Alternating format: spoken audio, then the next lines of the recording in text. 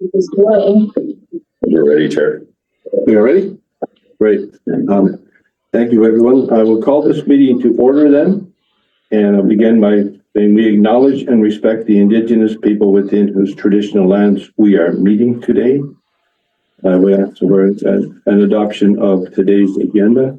Directors, so moved. Director Jackman, second. Director Tierney, all in favor? Motion is carried. We will receive the minutes from the January 30th, 2025 Creston Valley Services meeting. Having said that, were there any errors, omissions, or changes needed? Hearing none, we will just receive those minutes then. And we'll begin with a delegation on short-term rental registry by Ian Finley from Little Dog Farm. So, Ian, stand up, introduce yourself, and you can then proceed with your presentation. Good morning. My name is Ian Finley. I'm with my wife Catherine here. We are owners of Little Dog Farm, based out in Leicester. We moved to Creston pandemic year actually in 2020. We operated a small farm in the Lower Mainland prior to that time, a 5-acre organic farm. And we moved out to Creston for a bigger piece of land and to continue our farming operation. We set up for fruit tree production. So we spent the last four and a half years setting up the farm, putting in infrastructure, and initially planting 10 acres of mixed fruit orchard, basically. We also operated an Airbnb over this time that went into operation for us in 2021. And that's kind of what we want to talk a little bit more about today. We have a presentation. Yeah, we have it. You have an agenda, but it could be shared. Okay.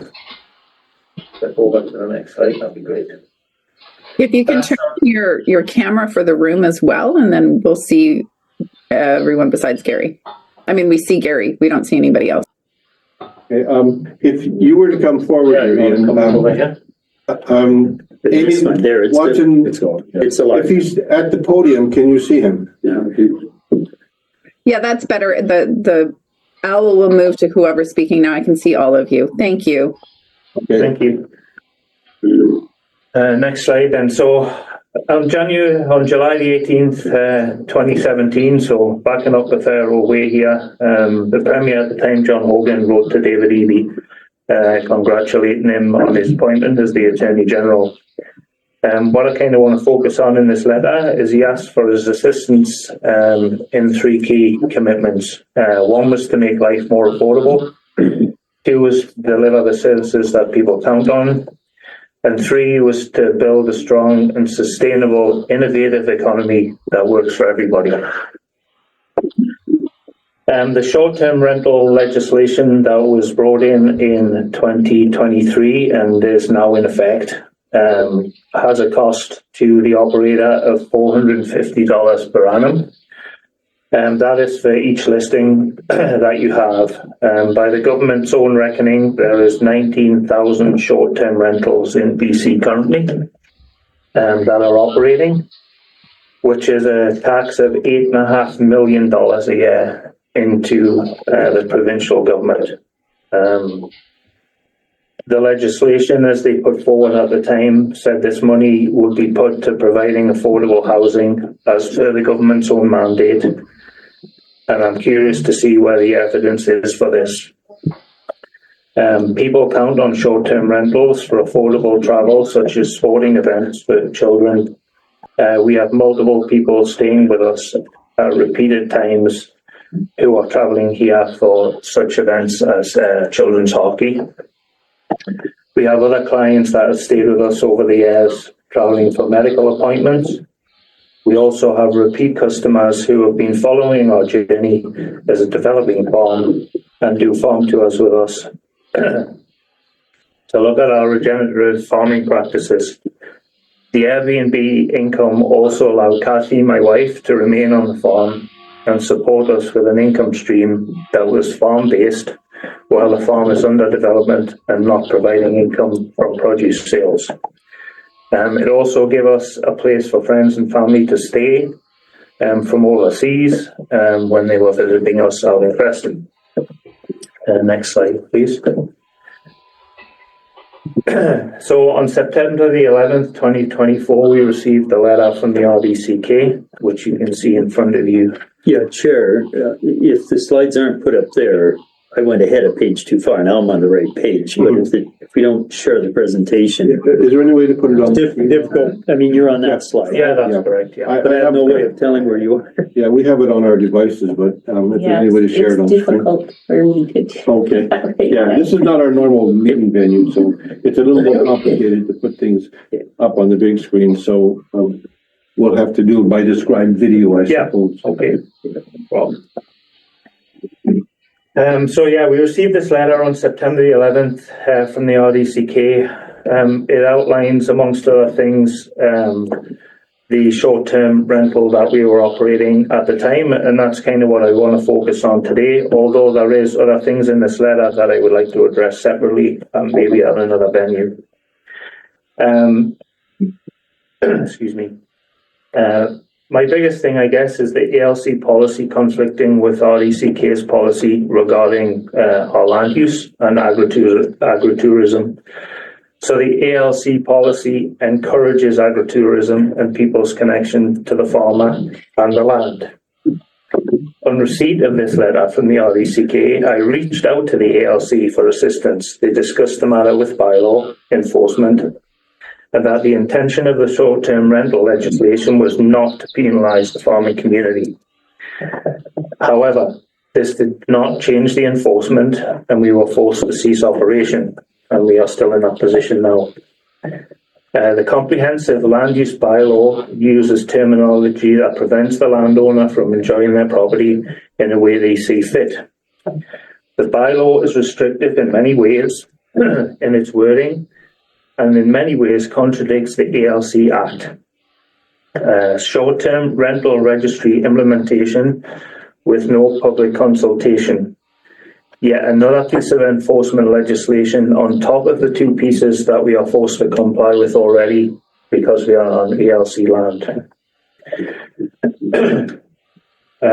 We are allowed to operate, the ALC says, camping facilities on a piece of agricultural land, providing it's restricted to 6 sites. And we are also able to operate a short-term rental on that piece of property. That is not the legislation we have from the RDCK bylaw. To my knowledge, there has been no amendment to the land use bylaw by the RDCK after the implementation of the short-term rental legislation.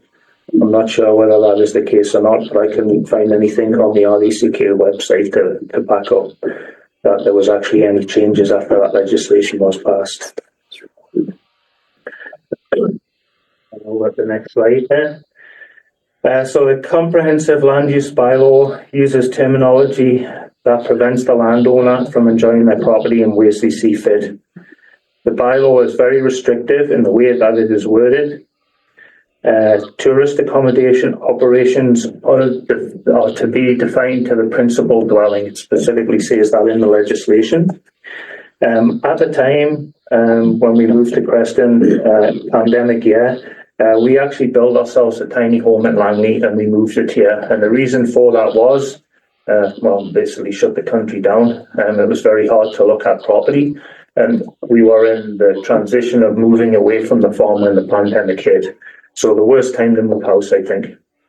And we took the decision as a family to look for bare land. And we built ourselves a tiny house so that if we couldn't find somewhere, we actually had somewhere that we could still live. We've lived in that principal dwelling on our property now for 4 years, and it's 425 square feet. If I was to try and make this piece of legislation work for me, how would I put an Airbnb rental into my principal dwelling? Like square footage wise, it's just not possible, right? At that time, we chose to add the Airbnb rental. So in 2021, we converted an OC can to an Airbnb and that is what we've been using since 2021. The legislation does not account for seasonal cabins, which is what we operate. So we don't operate in the winter months. It's hard for people to get here, for one. And the cabin is not set up for winter living. So it doesn't comply with the building regulations as far as insulation, etc. concerned. So we operate at sea level. It provides sleeping accommodation. It has sanitary facilities, all of which have been put in correctly, and as the correct filings have been issued to Interior Health, and we have outdoor cooking facilities. The BC Building Code bylaw conflicts as stating a dwelling provides all of the above. My interpretation is that a dwelling has cooking facilities inside, we have cooking facilities outside.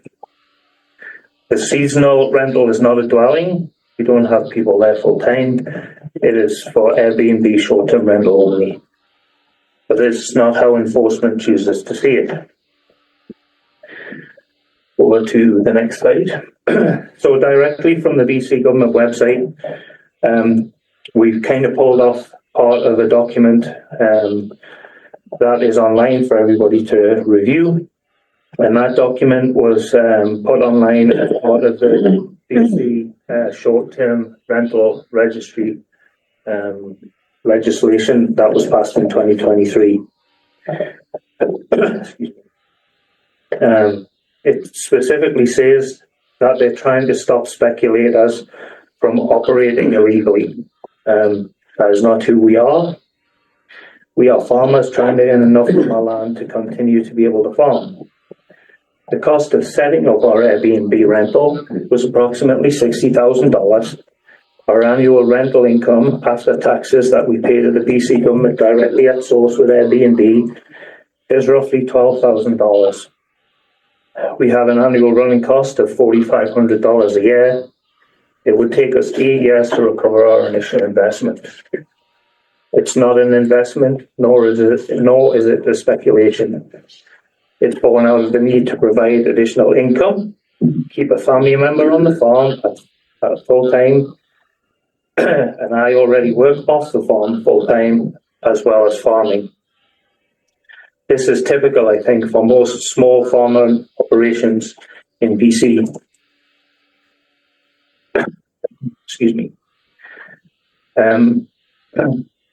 I challenge anyone in this room to provide actual evidence that has been 90,000 homes delivered at or below the rental threshold of mid to low income families, which is what the provisional government states on that piece of legislation. It says revenue will support STR enforcement. I would like to have seen the $8.5 million that should be spent on housing, not another enforcement department. People need affordable housing, not unaffordable enforcement. I would argue the province has no affordable homes under construction or completed. Private enterprise, speculators, and for-profit business build homes, and the primary reason for this is profit. I have been in the construction industry for 30 years, and I know the workings of the industry from the inside. This legislation does nothing to change this. Next slide. On Tuesday this week, I received a flyer in the mail, in addition to the email correspondence received previously on short-term rentals. Since we have not registered and are unable to do so until our bylaw infraction is lifted, I am curious to know how the province is attaining personal information from Airbnb, which has my sensitive personal information, such as my tax details. There was a very short time frame to comply with the new legislation or face financial punishment. The stop order placed on the property with threats of fines if we operate before complying with all RDCK and provincial government legislation. Meanwhile, we have no income stream from our Airbnb.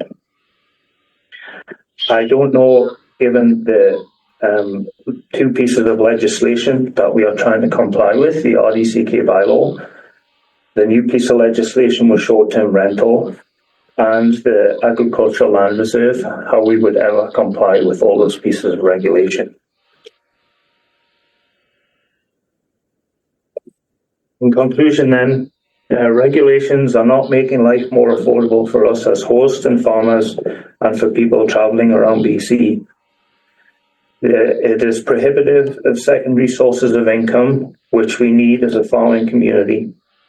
It contradicts the promotion of agritourism, which the ALC have been pushing for many years now. There's a big difference in housing needs and issues between cities and rural communities.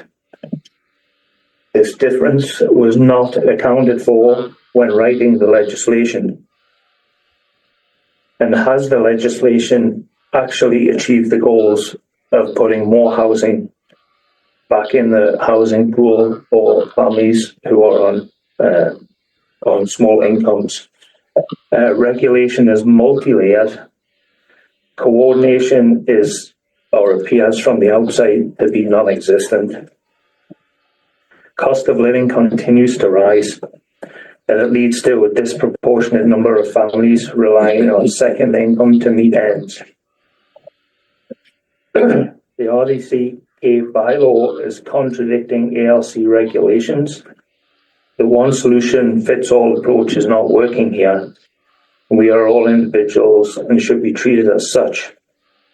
The housing crisis has been an issue for decades and is getting worse. You cannot legislate a solution.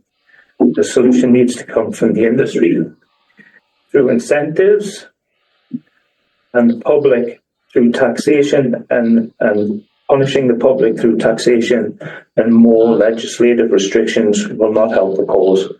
Thank you. I'd just like to add something, actually. I wasn't going to speak, but so you're watching me process something in real time here, so I'm sorry if it's not too articulate. Ian's talked a lot about statistics and legislation and data, which is great and necessary, but there's an anecdotal piece here as well.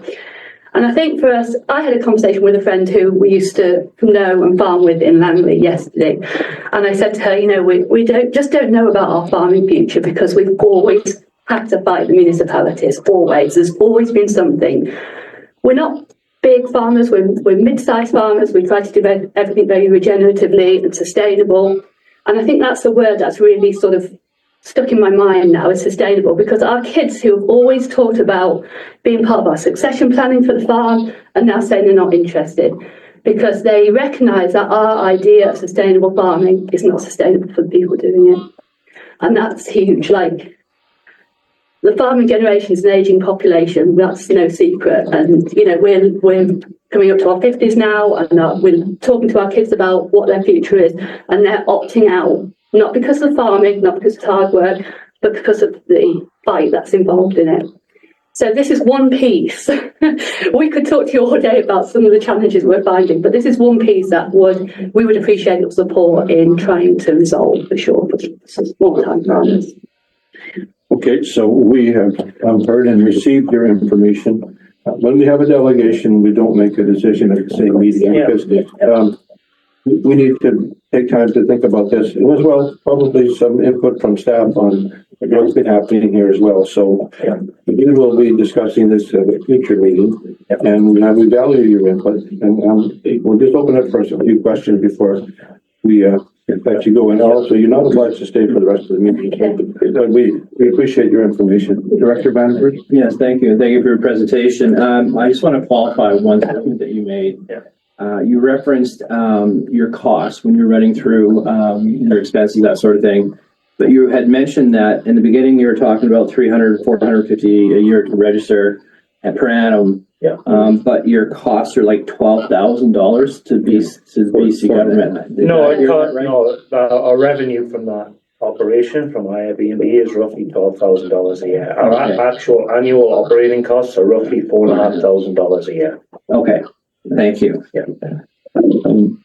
Director Jack? Yeah, so have to be a little cautious. Normally this kind of conversation would occur at what we call our rural committee. Yep. Happen to chair that right now. And we'd have a different we are authorized to receive a delegation such as this Yeah. and discuss land use implication and options Okay. with staff who are fully qualified in the room Yeah. to speak back and forth and advise us. And from that committee, we make a recommendation to our board and things happen. This committee won't do that. Okay. I did, if I can just touch on a couple of little points. Yeah. I fully agree, urban and rural are completely different. Yeah. So thank you for expressing our frustration. Please continue to pass that along. Yeah.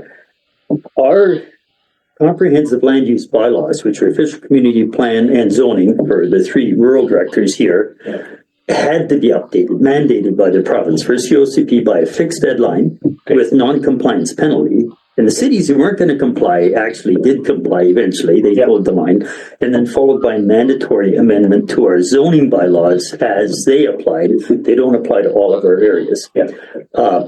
Portions of some of our areas. And that Dana Hawkins did that report. It is available. Stuart may be able to direct you to it soon.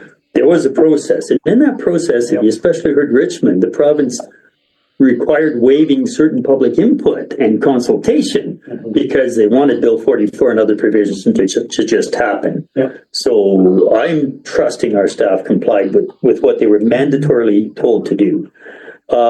So use and enjoyment of land.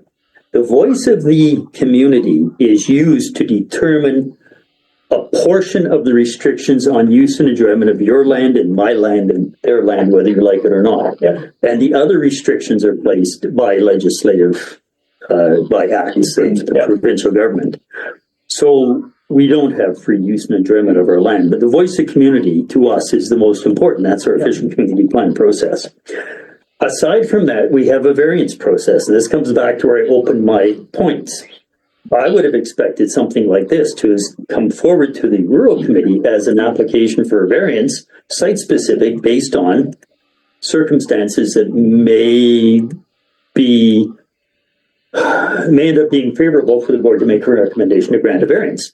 I don't see who signed this letter, and I don't want to know at this point. This is this man's job, our sole employee, to advise the board on how things are going generally. Okay. But I see this process as excellent. You're informing us of the real things in our backyard. It is the wrong process for you to get a equitable or any kind of solution or an outcome and move forward. I'm aware that there's other avenues to explore. But I appreciate the information very much. Yeah. There's the cost to that, right? Two. Yeah. I ran Airbnb, Avetta Rose's B&B in Boswell for 12 years, 4 rooms. While I was a construction contractor, I have 47 years experience in that field, a little older than you. And while I was a structural practicing consulting engineer, and for 2 of those years, foolishly, I overlapped it with being elected. We closed the B&B, knowing how hard it is to make money to B&B. The most pleasurable part of my career, we had to shut that down because of the paperwork and the awkwardness of that. And we refer that to the others. We need to change that, right? That needs to change.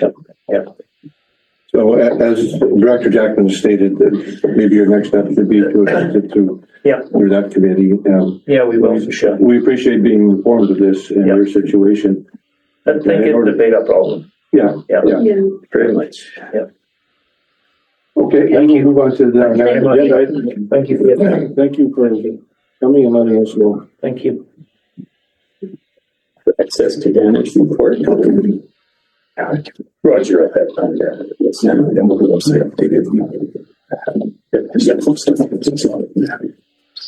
Okay, so we'll move on to staff reports. First then is the RDCK Emergency Management Quarter 4 report. And John Jackson, I'm sure you'll be presenting this. We ask you to move as quickly as you can through this because we have a very large agenda today. So respectfully, we will ask you to do it. Not so much talk fast, but summarize. John, I don't see you there. Are you there? Dan is going to present. Dan's. Oh, Dan's presenting. All right, Dan. Oh, Can you hear us, Dan? Yeah, I can. Can you hear me? Oh, we can't hear him. You can't hear me. Dan does talk fast. yeah. Dan, are you muted or are we muting you over here? I'm not muted. I can Yeah, hear we don't hear Dan. you yet, so we will try and fix that problem. Can't lip read. He's not muted. Hello, can you hear me? Can you guys hear me? Yep, I can hear you. Keep going. Okay, We can't hear you. other. I hear Director Watson. Oh, Director everyone Watson, else do you hear me? can No. Yeah, Amy has thumbs up, not us. I'm just curious. hear. Yeah, there we go. I can hear through this device, so it's something with this.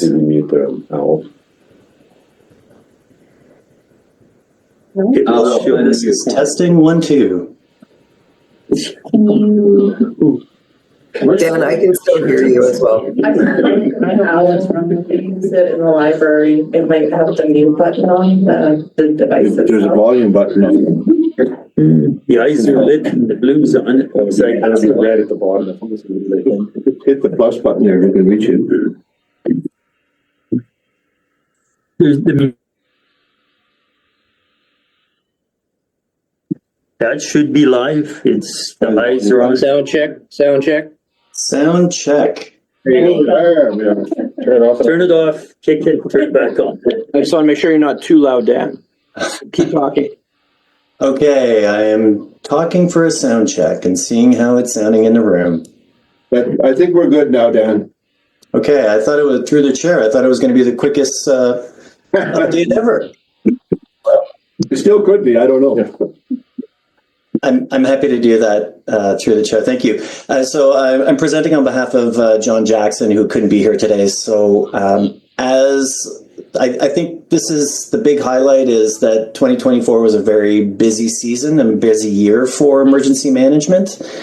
And this is again looking back at 2024, so activities up till then. And just as a reminder that when we're talking about emergency management, it's around those 4 pillars of emergency management that include preparedness, mitigation, response, and recovery. And those are all the activities that we undertake as a team. So 2024 saw us finalizing and continuing to work on the annual training plan that we're elaborating between all the different audiences that need to be up to speed on emergency management and have different roles to play. And that's for the Emergency Operations Center, but also elected officials. So we're going to have that in this year and be publishing it so that we have a better structure to it. We're continuing our emergency program committee meetings that are happening sub-regionally. And I don't know, I'm just having a quick look. Yep. So that's still going very well. We've got a big focus this year that's going to be going into bolstering our ESS program to continue with recruitment and continuing to have really awesome meetings so that once we do have people recruited, that they're excited to be part of their teams and that we can continue to have a really great ESS service. Again, having learned from last year. And that's one of the pieces that's not in this report, but, oh yeah, it is in the report. I'll talk about it later. When it comes to mitigation, we had a banner year for our Fire Smart program between both the Home Partners Assessment, which is that home ignition zone and landscape level mitigation that is done at the residential level. And we also had 79 rebates that were provided to residents through electoral areas for $180,000. So we actually maxed out the amount of rebates that we're able to give throughout the program, which is really exciting. We've already got a waiting list for 2025 for people who are waiting for assessments, and a more comprehensive Fire Smart report that's going to be broken down per area is going to be provided at the next board meeting. So that is something to look forward to. Of note, the Fire Smart program is changing from Fire Smart Canada to Fire Smart BC. And that means that some of the wording and names of the programs are going to change. They're remaining the same, but like, for example, the Home Partners program, which is that home ignition piece, is moving to be called a Wildfire Mitigation Program, which just makes it a little bit more connected to wildfire mitigation assessment, which makes it more comprehensive for people who are joining the program. The other part to highlight is we are going to be doing community wildfire resiliency plan updates. through BA Blackwell, who is the hired consultant to do that. Specifically, I'm just going to highlight that areas A, B, and C are going to be happening, as well as other areas, but since that's what's relevant to this group, that'll be happening probably by the end of April 25, so directors will have a chance to see those drafts and comment on them. And just a reminder of what those CWOPs are for. It's really about increasing that awareness of wildfire risk. It's used as a planning tool also across different administrative and jurisdictional boundaries. And it helps those wildfire risk reduction tables. It's one of the key tools that we use as part of those tables to assess which risk we want to address through wildfire mitigation, be it field treatments or other activities from that standpoint. We completed a big fuel mitigation project that took about 4 years to do in Sellis Creek, which is very exciting. We are also at the final stages of a regional roundtable ArcGIS wildfire mapping tool, which is the first of its kind in the province. It's something that the province is very interested in because it's not a tool that exists, but it's one that supports our regional roundtable of stakeholders that have different provincial ministries in the regional district, as well as finesse to better plan and collaborate on fuel treatments across the regional district and with the hopes of reducing that wildfire risk. The Creston Valley Flood Management Working Group has also been moving forward on the RFP for some preliminary design and technical work of 4 sections of high hazard dikes in the area, and more to come on that. From a response standpoint, it was one of the most active wildfire response summers that we have had in the regional district, and what trickles out of that is a lot of learnings. So from an after action review standpoint, as well as some recovery work that's happening sub-regionally in the 3 affected areas, where we have working groups that are actively working with different organizations in those communities to focus in on economic, social, and cultural recovery. And we're learning a lot also just from an emergency management team on how to work with different jurisdictions and also different communities that have been affected, because this was, although we didn't lose a lot of structures, it was still a significant impact due to the duration of evacuation orders.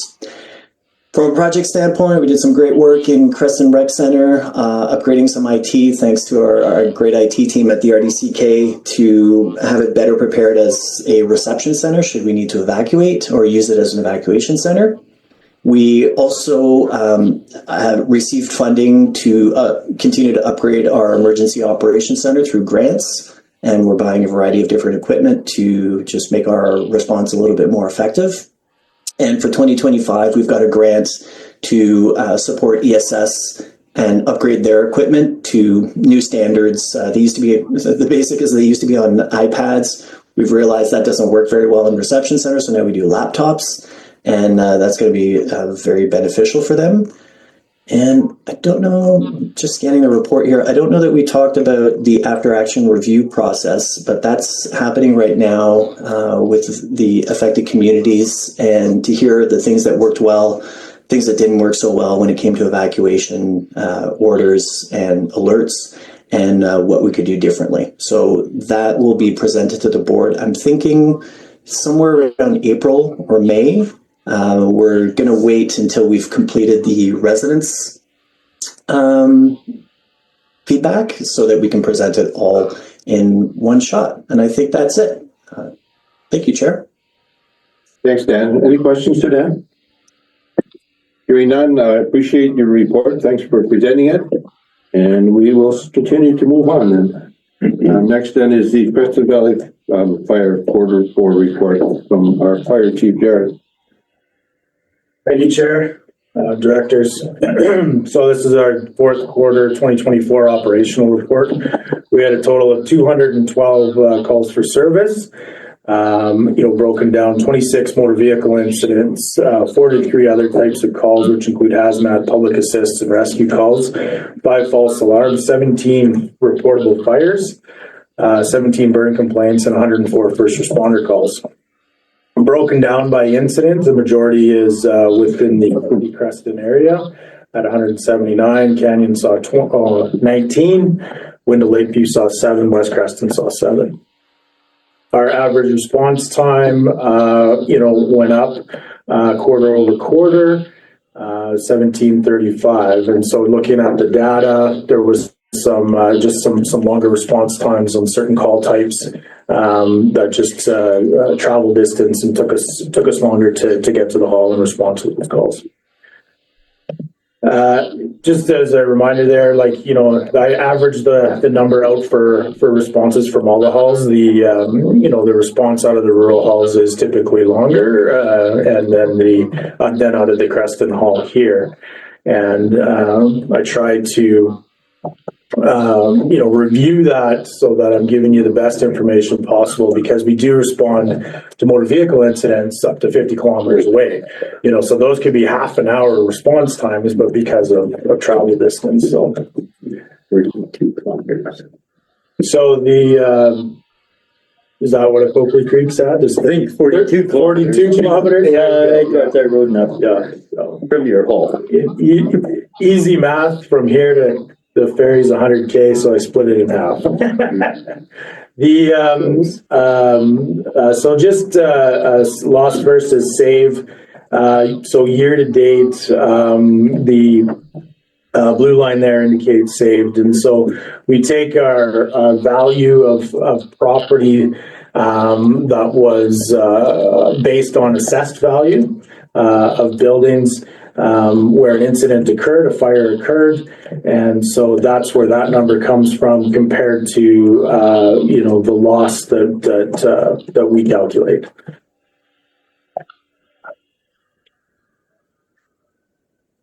Our staffing over the periods, we've got 40 pay-on-call firefighters throughout the valley. We had a full complement of work experience firefighters at 6.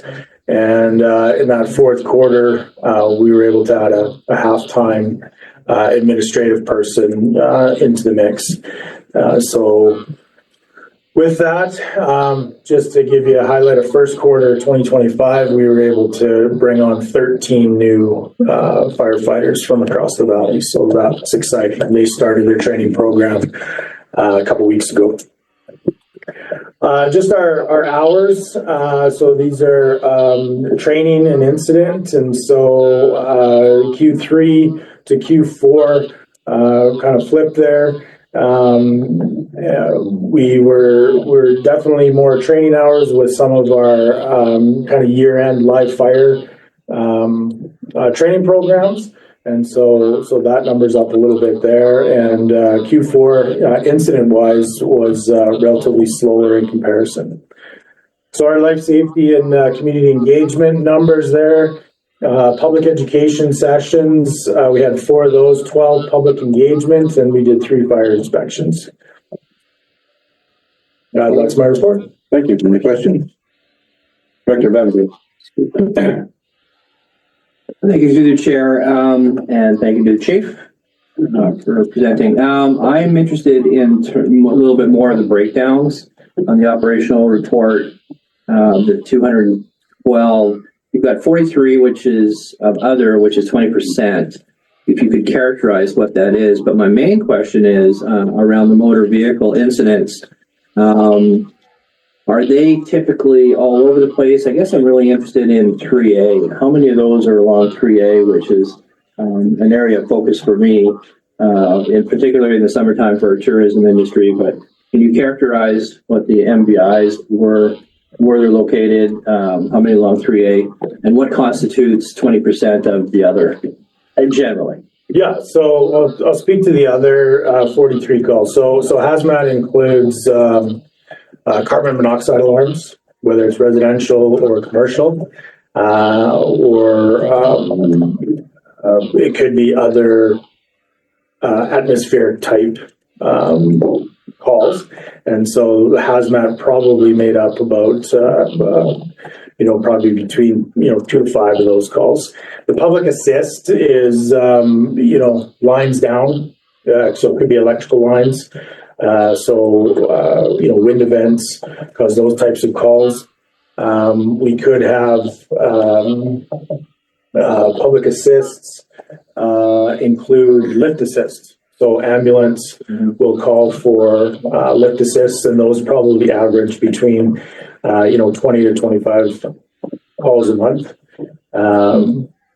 Sorry, not a month, over the quarter to those lift assists. And then the rescue calls, we do a rope rescue service in conjunction with the road rescue. And so there's usually, one or two of those types of calls. As far as the breakdown for the MVIs, they're pretty much, evenly spread across the road rescue district. And so, north on 3A up to Copley Creek there, to the top of the pass, to the border, past Yak to Ryan Station, there's our area, and they're evenly spread throughout. But I can make a note to break those down by area, like I do with the total number of incidents. So I can add that information in there. Great, thank you. For you next time. Yeah. Okay, thank you for your report. We'll move on to item 7.3 for discussion. RDCK Corporate Administration Quarter 4 report. Director Vandenberg has requested a discussion, so I would like you to open that then, Director Vandenberg. Great, thank you, through the chair. So this is a report that we normally get at the board. Of course, there's an effort right now. This is the work plan. This is a number page document that shows where our commitment is for our staff. And I think there's a conscious effort now to address the layers within there. I wanted to bring this forward to this committee and offer a suggestion that we would, like our action plan, we would commit to taking a look at some of these work plans and assist with RDCK in resolving them or removing them off the work plans. And so that's why I thought if we brought this forward, just get some feedback from the other directors on that, because this does drive a large part of our conversation on things that we want to get moving and get started, that sort of thing, and are held back by staff being committed to a work plan that's very deep, as the report shows. And so if we can assist with removing some of those so that we can get more current projects moved into the queue, that's the hope. And so that's what I wanted to start off or suggest in bringing this forward to this committee. Director Jackson? Yeah, so appreciating this is maybe one place where we can simplify life for staff. I looked at this, looking for a few examples, and I have a simplistic mind sometimes. Maybe I use the 5-minute rule and the 95% rule. If you're not at 100%, sometimes you just walk away. 95% has served me well in my tendering and construction life, because guess what? You may think you're going to reach perfection and you won't, and somebody else will correct you down the road, and then you'll make the adjustment and you'll be good. So I wonder sometimes when I see what I described at the boardroom as not a normal distribution of work beginning, reaching its sort of peak of activity and tailing off to completion, normal distribution. We see what's called a Weibel distribution, W-I-B-L, for mathematicians, where the work is crowded to the starting end. It is leaning to the one side of the graph and having the difficulty getting to the 40-60% complete, and then a long tail before it gets to 100. And so maybe we have to shift our mentality on if we're having difficulty climbing the hill. Why? So an example of maybe how we could help, if we take the Regional Mobility Working Group, and I did speak to this to the board the other day, it's a big thing. But we're not going to have that, it's almost a unicorn. The transportation ability corridor, or whatever, between Nelson and Castlegar, proposed at tens of millions of dollars. Interesting, but not as interesting as some people might think in this valley. Maybe we need to subdivide that if there's the 5-minute rule to apply, would it take 5 minutes? Obviously not 5 minutes. Would it take far less time to address what we heard from community here to talk about moving one speed change to signs to change the speed limit coming off the Canyon Bridge? And then maybe more than 5 minutes to talk about, should we shift the sign from Yakanuki, where it's 60 back to 80 and then back down? Can or should we consider shifting that sign in consideration with Modi's objectives of free traffic flow and stuff like that? And are those solvable in kind of the 5-minute realm instead of the 5-year? Because if you look at tens of millions, we should never be tied down to that massive project between Nelson and Castlegar and all the arguments I've seen.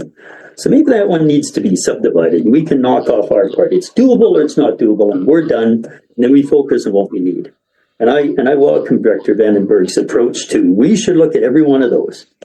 And where we think we're overcomplicating things, maybe there's the 5-minute solution, and maybe there's the ones that we realize that we're the barrier, and we walk away until some other subregion put the emphasis there, because you have a chance for success, and we're just kind of dreaming. And I'd like to look at it. Now, this, you might say, well, there's 200 items on the list now. What's Jackman going to make it 250? Yeah, maybe it'll be 250 for a very short time until we can focus what we really need and wipe the others off. And if everybody did that, maybe the 200 will go down to 100 before the end of this term. So I think that's, in my simplistic mind, how I'd like to approach this. What can we peel out of here? Not that we change the entire work plan. What can we focus on or just peel off? Director Vandenberg, sorry. No, Stu, go ahead. Through the chair, I'm going to make a suggestion that maybe staff takes this back and pulls out the items that would be the purview of this committee to bring back, and you can have a discussion around those. Because what I do worry about is if you get too down the rabbit hole on like a rural and early working group, that's not just this sub-region, right? You're impacting the board's direction there. So if you pull stuff out that you could have some control over just at this sub-region and then make a recommendation to the board to pull it out, take it off, whatever you want to do. Supplemental chair. So I didn't scroll down, but I did now just because what Stuart said. We asked for a dog control thing for A, B, and C, but it says dog control A, B, C, H, and K. Not what we asked for. Yeah, we're stuck with that. So that's the prime example. To me, those are two things. And I know we've had conversations about how that got to where it is, but what it's trying to do is not what we asked for. And that's one that can immediately be subdivided. I don't think staff would have any confusion. But anyway, that's the approach I'm going to take. Dr. Vandenberg.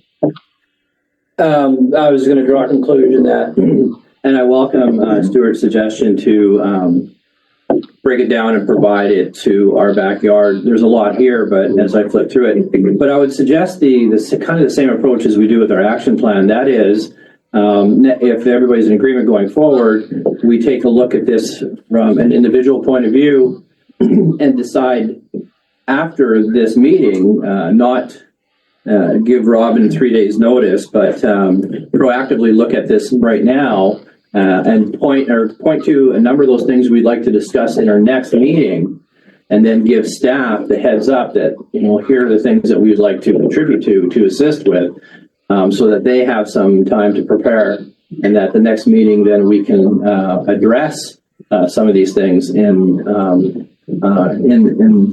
the auspices of reducing this work plan down. So and I'm not suggesting in our action plan we like to put a line through something that we discussed, let it sit for a month and then pull it off. I'm not suggesting that. I'm just saying that we as a group commit to having a look at this, but give enough lead time to staff to address that we'd like to touch on these things in our next Valley Services meeting. Could be a step forward. When I saw this on the agenda, of course, it forced me to have to read it, like all of us. But I applied filters, and I'm glad that Stuart brought it up. What's pertinent to us, of course, is one of the filters. What's also pertinent is the start date of things and the percentage of completion. And those are the ones that I highlighted that are in our purview. So I would like us to continue to apply that filter, because a lot of these things are well progressed, and there's also good understandable reasons why they're not completed. So I think, again, let's just keep applying that filter, because it makes it simpler for us to have a discussion on what we need to really either turf or speed up completion or leave as is. And so when we have such a large document, again, first thing we do is filter that out. So I appreciate your suggestion on that, Stu. Anything else? All right. We will then go to our new business, which first is our physician recruitment update. Kathy, thanks for being here, and we look forward to your report.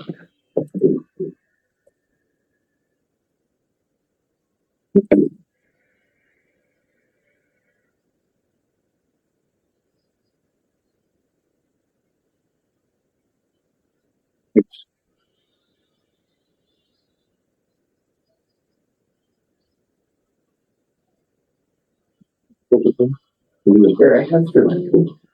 That's for the switch here. So there are 2 pages each. Yep.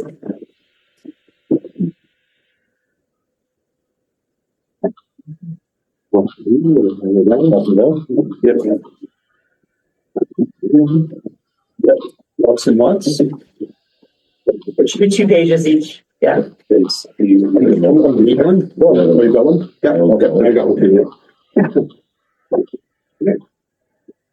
Good morning. My name is Kathy Chapman, and I'm the physician recruiter for the Creston Valley. I've been in the role for just under a year after training with Marilyn States, who was my predecessor. The Creston Valley Health Working Group has been recruiting since 2016, and in the past 18 years, we've successfully recruited more than 17 physicians, provided relocation assistance to an optometrist from the U.S. and other medical professionals. Our successful program is a model for many community recruitment programs, including Castlegar, Nelson, Invermere, Clearwater, and others. In the last 2 years, Surrey, Vernon, and Kitimat have also reached out for assistance in setting up community-driven recruiting. More communities are seeing the need to supplement Interior Health or their health authority and stand up for themselves. In my role, I work closely with Interior Health, divisions of East Kootenay, Health Match BC, and Dr. Chang, Chief of Staff, and all of the local physicians. I'm in constantly in communication with conference attendees for future engagement, be it locums or relocation. I'm also in communication with students, residents, and locums on a regular basis to make their arrival here to Creston as smooth as possible. I work with off-market housing to accommodate arrivals. I prepare welcome packs and try to customize interests. For example, if a doctor is interested in biking, I try and find someone in the community with the same interests. I had a student, 27, and he went out fishing with a 70-year-old patient. They went out on Cooley Lake and they hiked up to Plaid Lake. So just try and get the community engagement and welcome these students coming to Creston. We also had a locum. He was in a significant car accident and totaled his car. So he was fine, but had no way of getting back to Vancouver Island. So we actually arranged for a ride all the way back to Victoria. And because of that, he's come back and been in the community an additional 6 weeks locuming and has plans to come back again. So that community piece is really helping us. Also with my engagement, Interior Health Nursing is starting to ramp up the community engagement. They've asked me to make welcome packages for any nurses coming to town, and the local physiotherapists are also looking for assistance in housing as students are coming to train and are having challenges finding housing, inexpensive housing. And we're also in the final stages of a recruitment-focused website, as well as we have a Facebook page, so I manage those as well. So there's several challenges that I don't think should be a surprise to anyone. The first challenge is the overall staff shortage and physician burnout. And the picture graph that I handed to you is directly from Interior Health.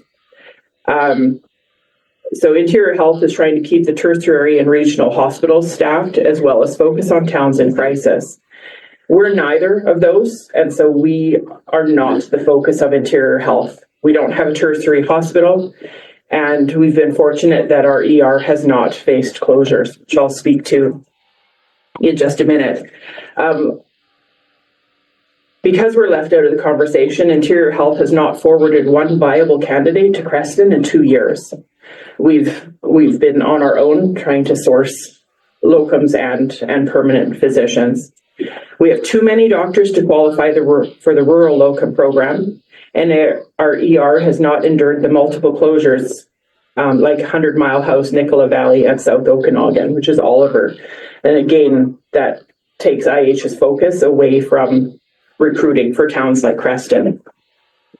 Unfortunately, we had an international medical graduate, so a Canadian who studied abroad, is returning to Canada.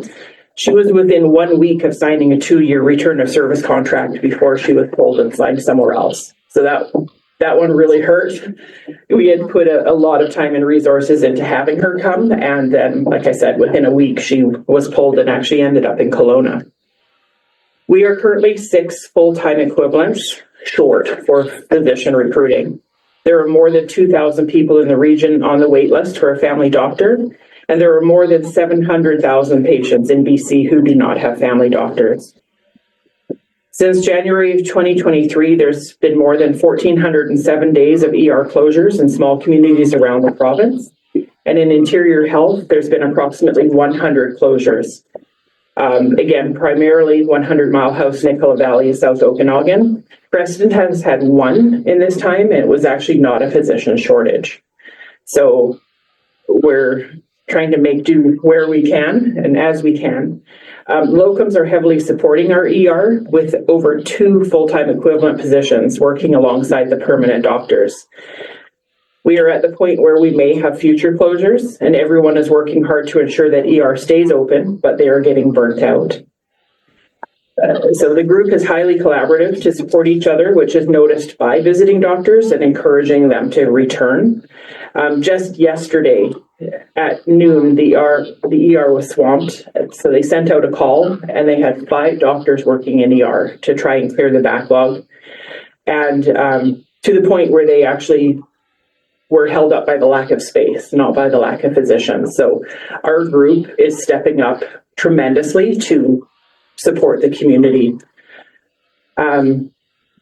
Amira Khalil has closed her practice, and as of March 31st, will be returning to Ontario. Her patients have been advised to sign up on the wait list. We do have a doctor arriving March 15th. Dr. Victor Adegoke will be arriving for a 3-year commitment. He's part of the PRA program, which is a physician readiness assessment program. And I have spent hours trying to remove barriers for their arrival by working by phone, email, text, and in person with the family. I did a house tour by Zoom at 7:30 on a Saturday night. I did house tours in person with them. I helped advertise for a nanny. I met with Airy School trying to secure spots for the children. We have confirmed after school care and daycare. And I even spoke with the bus garage to help secure transportation for the kids, because unfortunately there's not room in Creston. They have to be bused to Canyon, which they're not super happy about. I have suggested employment opportunities for his wife by personally speaking with 2 of the local pharmacies. We've sent soccer forms to make sure that the kids are signed up for the spring session. And we've even arranged freezer space for the family because they're arriving 2 weeks in advance of their permanent housing. And so all of this is going to ease their transition into the community, make sure that they're felt that they're being welcomed. And this is not something that IH does. But the easier we can make their transition, hopefully the longer they'll stay with the community.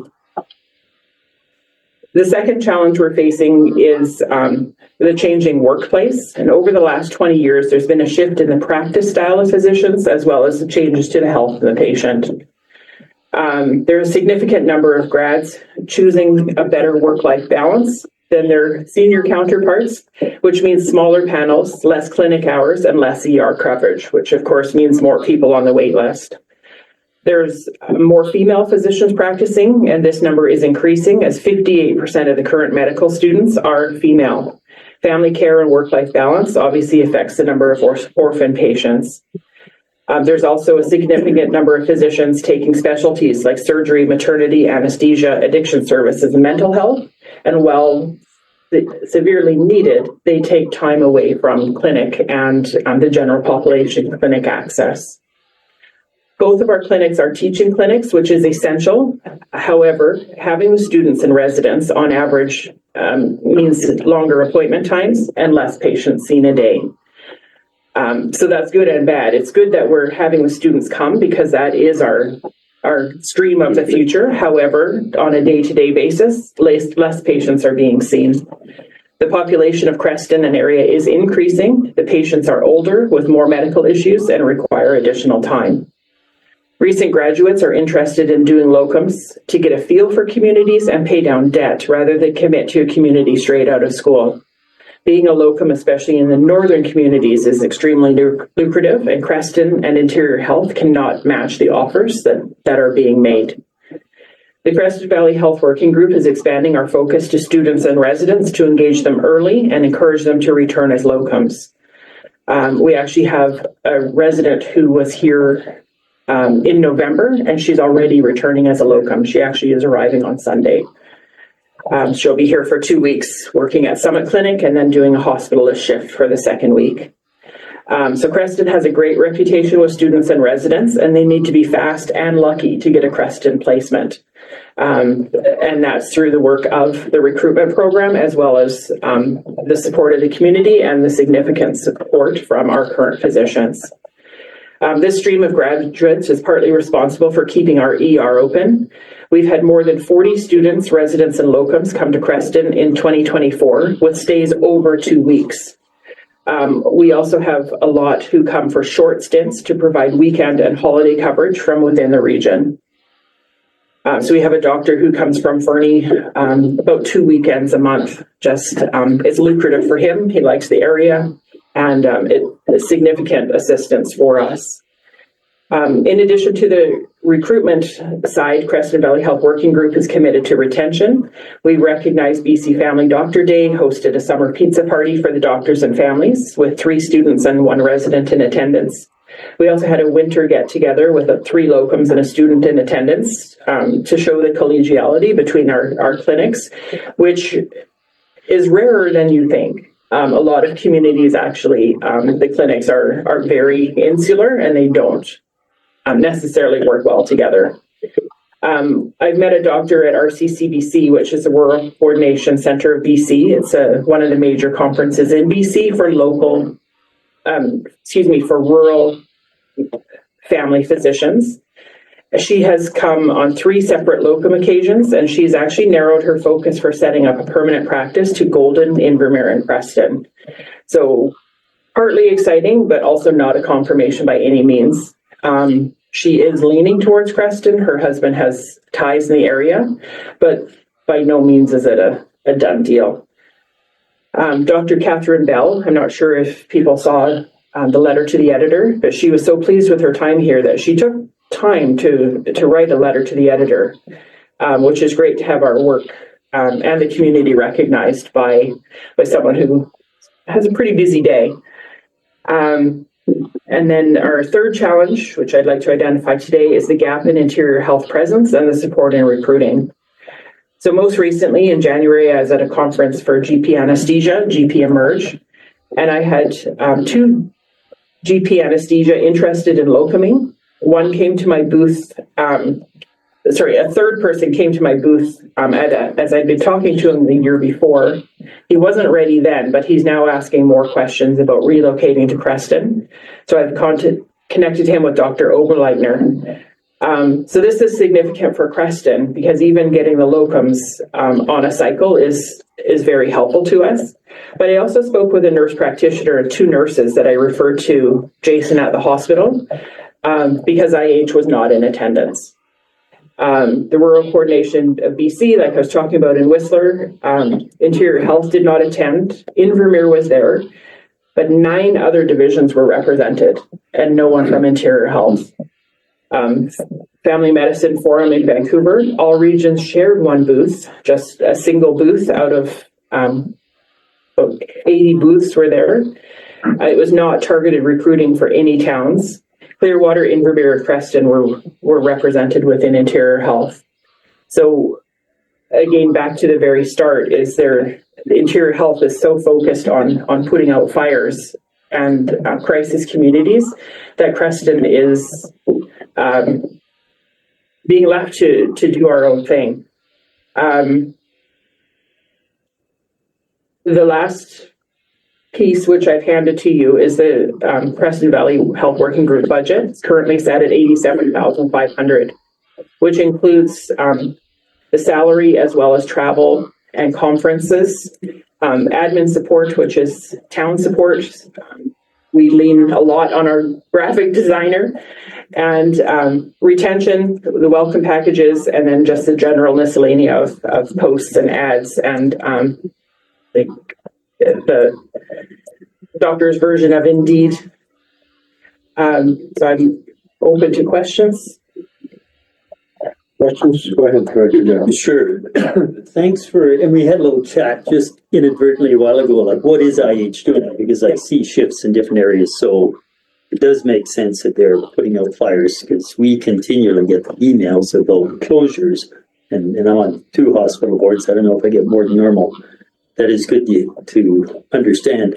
When you talk about showing homes or potential what the housing market's like, I mean, the one big resource, of course, is realtors. I've just picked on this one because I'm dealing with my dad's estate and they're listing dad's property. And what the listing agent there was able to do, she brought in a device that's, my daughters use them, they're a 3D scanner. When she started in the industry of, this mapping and stuff, it was $200,000 device. She bought a device for about $5,000, she told me. It mapped the house from point to point, showed all the dimensions of every room, and it's online. And then she did a virtual walkthrough where she set the device point to point, and it does it's like you're walking through the house. Are you in conversation with realtors about how they can display or help you display potential homes to make it more real and more detailed? Is that something that you've tapped into? I was working with Heather Grassing, certainly, to try and find listings. It's for the Adegoke family, which is coming. Yeah. And she, I found the house on Facebook. So they can do virtual walkthroughs, like video walkthroughs of any home. Different realtors. I mean, within every agency, I'm sure there's people who can. Excuse me. What I'm looking for primarily are rentals. So it presents more of a challenge with personal items in the house. That would be. Yeah. So, so the walkthrough that I did, I was on FaceTime with Dr. Adegoke and just basically showing the house as I walked through it as well. And then the others we did, he came for the weekend and we did actual walkthroughs of properties. But I hear what you're saying. This was a challenge. And again, because we're looking for furnished accommodation. Director Vandenberg. Yes, thank you. Thank you, Kathy. A lot of information. We didn't get a chance to pre-look at this and digest it and gather our thoughts together. So I'm going to be a little bit fragmented, and I will make that apology right now. We're 6 staff short, 6 doctors short. Didn't hear what their nurse situation is. Over the last couple of years, I've heard we brought in 1 doctor. Is that correct? Yes. Okay. And do you know how many nurses came in on the program? I do not recruit nursing. Okay. All right.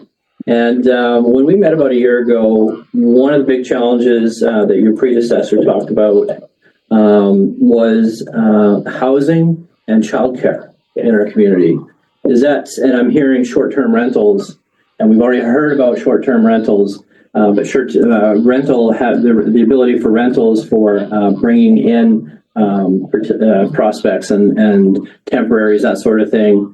As being perhaps it's a challenge, I don't know, but is housing and daycare still a challenge for downtown Creston? Thank you for that. LOCAM, I didn't quite catch what the definition was. It sounds like local returning. What is LOCAM? A locum is basically a substitute. So they're coming in to either fill a gap or to replace a doctor so they can go on vacation, but their practice is covered. So we're very flexible with the locums coming in. They can take over the doctor's practice in its entirety. They just step into their shoes. They can choose to just do clinic, just do emergency, and the group has just put in a hospitalist role where a doctor will be the only doctor in the hospital for a full week, which means they're not in the clinic, but it's actually more efficient for them rather than every doctor who has a patient in the hospital, they all show up at some point during the day or week. One doctor is covering, and that's actually appealing for locums coming in as well. So it's very clear to me that your personal touch that you're able to offer through this program has value to it. The whole conversation around the province interior health, I mean, that's just something that we can't get into. It is what it is. It's unfortunate. We chip away at it as elected officials when we go to UBCM and the like, but it's almost like a blind ear that we're getting. And so my apologies for that. We're trying our best to open up those conversations, but they're very slow to have. I'm going to get to the other part of it. So 2024, it sounds like you had a pretty successful year in 2024. And once again, I'll say that there's value in that personal touch. Your budget is asking for a 33% increase, however, in 2025. I can't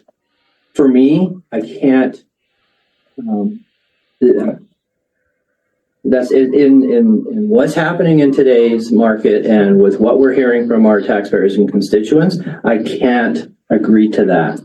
I would love to see you go with the 2024 budget you had in the past, and we should get together more often because the last time we got together was a long time ago, and this is a really important conversation to have for the community and more on a regular basis. So those are my comments. I would support the 2024 budget, but I can't support 33% increase. But I'm not ruling out how important this is. It's just this is a very challenging time for everyone. Mike first and then Kathy. So I think we need probably to get the director different information here too, because Kathy's relatively new into this. So first off, the budget for physician recruitment, like the actual requisition amount, has been about 74,000 a year consistently. And some of that money in the previous years when it wasn't spent, we put it into a surplus reserves for that service. Hence the reason in 2023 we were able to absorb that increase without a tax increase. So first off, we're not looking at 33%. Secondly, that budget stayed at 73,000 since basically its inception almost in 2011. Our previous recruiter very graciously gave us a lot of volunteer time and also never asked for a wage increase in 14 years or 13 years. When we went to recruit, we actually had to take a look at it. There was a number of things we had to change in terms of how we paid the employee through, to meet CRA rules, because you can't contract to one person without doing appropriate taxes. And so when we sat down, so there was required to be a budget increase just to accommodate those wages here, and capture that actual. When was that, Mike? Well, that was done in 2023. With the adjustment to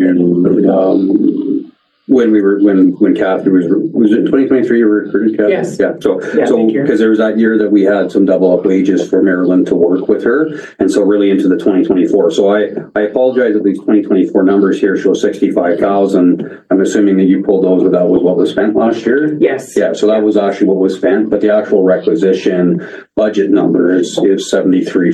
I think it was 73.5. What service is this? To the chair, with the admin piece, it's 87.5. 87.5. Yeah. Admin piece. Okay, so actually 87.5. Which is at the top of the page here, yeah. So the budget was 87.5. We overspent in 2023 because of the doubling of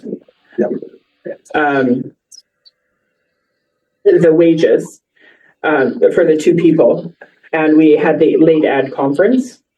So in 2024, being aware of our overspend in 2023, I actually canceled a conference at the end of the year to get us better in line so that the 2 years would average out.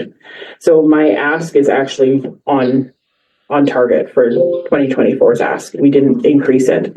And Marilyn, with all of her successes and her experience, her wage is actually higher than mine. So there was a wage reduction and savings for me taking over the role. So If I can clarify though, not with taxes and things like that. Yeah. So we pay her as a contractor by invoice, which isn't technically appropriate by CRA rules. So we had to change that. And so when you take somebody that say is making $40 an hour, when you actually add your MERC or your mandatory employment related costs, that they actually go up. So while her hourly rate's a little bit less, the actual cost went up to cover those MERC costs. So what service is this, so I can look at it? How is this Through the coming chair, out? Service 108. Well, this is coming out of 108? Yeah, it comes out of 108 as a grant to the town. Okay, so then we won't be able to see it. 57,010, but there's other items rolled in that you. Yeah. It moves the, there's other Yeah, items. the grant line item would be 87.5 for physician recruitment. It would include the 22,000 you set aside, but approved during the year for the Creston Valley Tourism Society. And then in 2024, there would have been a small amount for the Canada Day Parade, which is now moved over to the rec complex. Canada Day was 5, tourism was 15. 22. Yeah, that's what's set aside for it. Yeah, but you approve it based on the request from the Tourism Society. So through the chair, if I may, what I'm hearing is there is no increase in the ask for 2025. It is consistent with previous years. You did have a surplus in 2024. Yeah. yes. That's the way this is given to us. We can't read it that way. Yeah, or through the chair ran a deficit in 23. Oh, And then made that up in 24, right? The 125,000 spent in 23 would have still been funded through an $87,500 Yes. grant. So there would have been a deficit that year, which was then made up for by the lower spend in 24 and keeping on par with the same ask of 87.5 year to year to year. But you can't see that either because your rolling prior year surplus masks that. Yeah, It's a separate whole other line item. Yeah, and so because with that service, and since I've been here, and I think it was carried on long before I started, was that amount is paid every year. We keep the surplus, and so we can show the accounting for all of that. But the number to the regional district has not changed, and if we don't spend the money, for example, in 2024, if there was an actual surplus that was created, that isn't accounted for, and it's held as a service item. And in fact, the service committee over the years has funded other things with that surplus. For example, because we've embarked on, say, downtown revitalization. Because our downtown revitalization plan, you guys assisted funding, and so we had talked about that here. And rather than the RDs, we utilize some of that surplus from Service 108. So that fee hasn't changed at all. The money that's actually that Kathy put here for the 2024 was the actual spend versus the budget. So, and I say this with all respect, but Area A does not pay into this. Yeah, we're not paying in. And I would highly recommend that you do pay something because your residents benefit from this, and many of them have a physician in Creston. And so I don't know how you go about that. And I know at times of tightness, that's a difficult conversation, but to benefit the rest of us, it would be helpful. I'll just leave it at that. I don't want to, not an argument, but it's an observation. And again, if I might share. Yeah. But if Lean Stewart's here again this morning, if we had an allocation service sheet for this, it would be easier for all of us to understand the moving parts in and out. What's the town holding? We know there's a separate worksheet for that. There's some reserve. It's fluid. What's Area A paying and not paying? Easier for everyone at this table to understand. Easier for me to explain also to my constituents where all those moving parts are. Who's holding money for what? Because there's numerous entities. And so not to keep flogging the horse, but yeah, this is very difficult on the surface to explain to anybody the benefit. You just stated it very clearly. We also have a clinic in Crawford Bay. It helps if you take somebody fishing at Pine Lake, which is way up in Area A above Riendell and Crawford Bay, because maybe they'll say, oh, what's that little clinic? and go there instead, or come back there as a locum. Right. I recognize the benefits. Very difficult to demonstrate that to anybody who would question my or your recommendations regarding budget. The other thing I wanted to point out that I feel is very significant is 40 locums in 2024 keeps our physicians from burning out. And I think it's one of the reasons we don't see emergency room closures. And I really appreciate the effort you put into that because, again, it draws them here, makes them think about maybe settling here, and it takes the pressure off our physicians somewhat. And at UBCM last year, we met with other communities that have significant emergency room closures that we don't. And I think credit goes to our recruiting committee and you for a lot of that. And I passed that on at that time because we see that we have a working relationship with our physicians dedicated to doing this as well. And as you said, not every community has that. And so I think our physician recruiting program and the dedication of our doctors is what's kept that going. And I've had communities there say, well, you guys are about 15 years ahead of us. And I think we are. And I really do believe we get our money's worth for this. And so when I hear people say, well, it's not helping me, I don't have a doctor. If we didn't have that program, we would very vastly be increasing those number of people that say, well, I don't have a doctor. So it's doing what it's supposed to do, and it supports our area as well as our community. And I can't thank you enough for that. Thank you. Thank you. And just wanted to expand on the comment with Director Jackman. He sees the value in participating in this program. And I'm going to look at our CAO and suggest that there's got to be some way that Area A can assist in this program, which I do feel comfortable that this program is a good program. And I thank the chair for pointing out the value of the locum.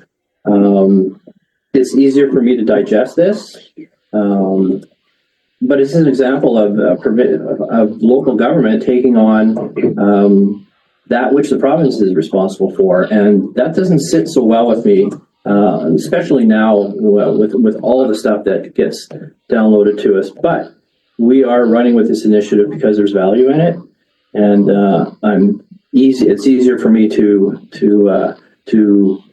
welcome it and continue to support it. I do hope that we have more meetings. I do miss that. It's nice to have a representative from the doctors and from the representatives that we have had here to talk about what's real.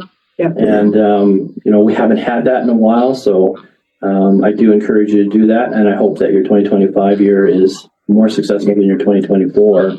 And thank you, Kathy, for your commitment to this. Thank you. So I believe on March 28th, there is an organized Zoom meeting with the Minister of Health, Josie Osborne, with communities that have signed up for this that have ER closures. And it's a pretty frank discussion about the way forward. And I'm hoping I can tune into that, but I would like to pass that on to you as well so that you can tune into that as well.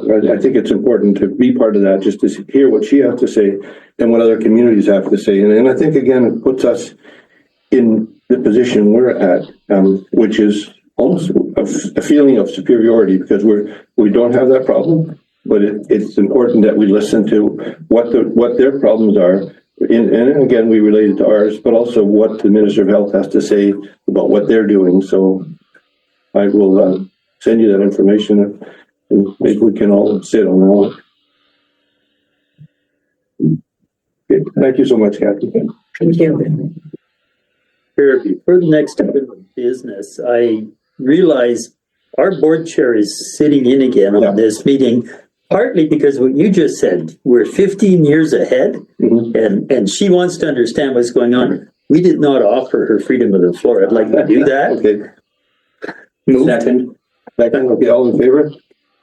Amy, you do have freedom of the floor, and maybe you've lost an opportunity to ask questions there. I don't know, but you would have been welcome to ask a question anyhow, as you know.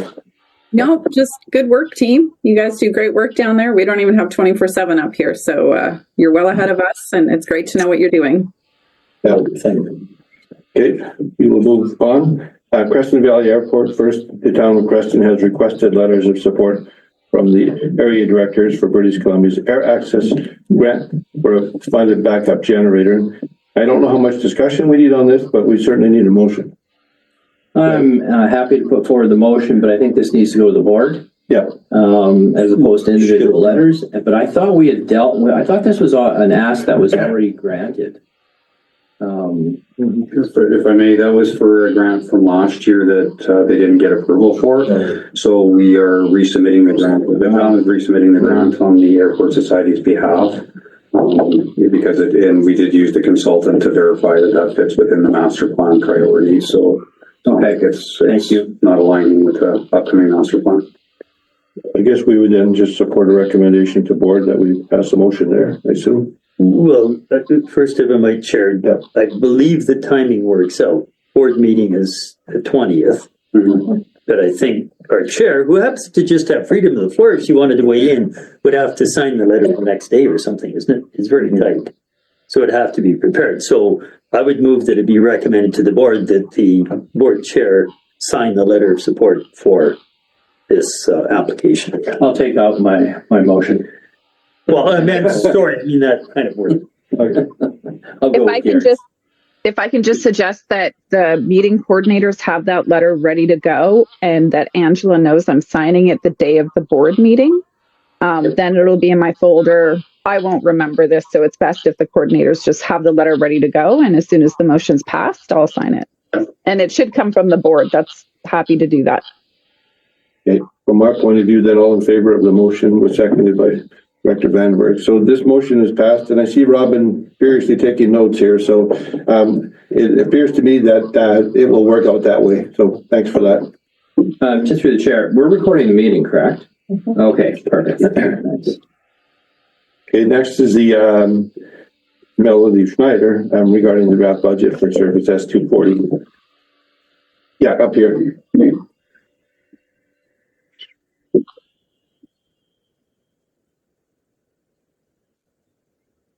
Hi, I'm Melody Schneider. I work at the Creston Valley Airport, and just to, we needed to put another agenda, or not an agenda, but our budget.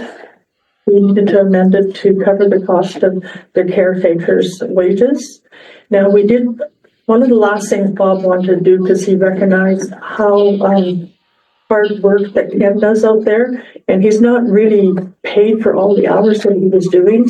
And I took it upon myself for the last almost 2 years to record all the hours that he does. And he was not getting paid anywhere near what he should.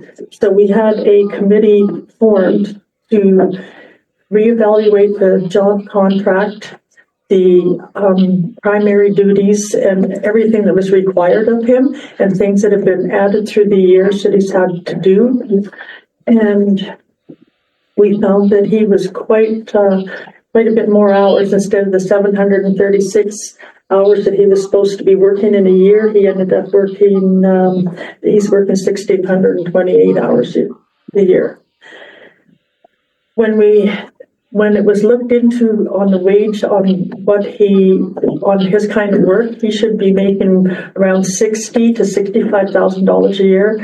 Well, actually, we presented that to him after, and he said he couldn't take something like that because he felt that it would be too much of a money increase that may not be good.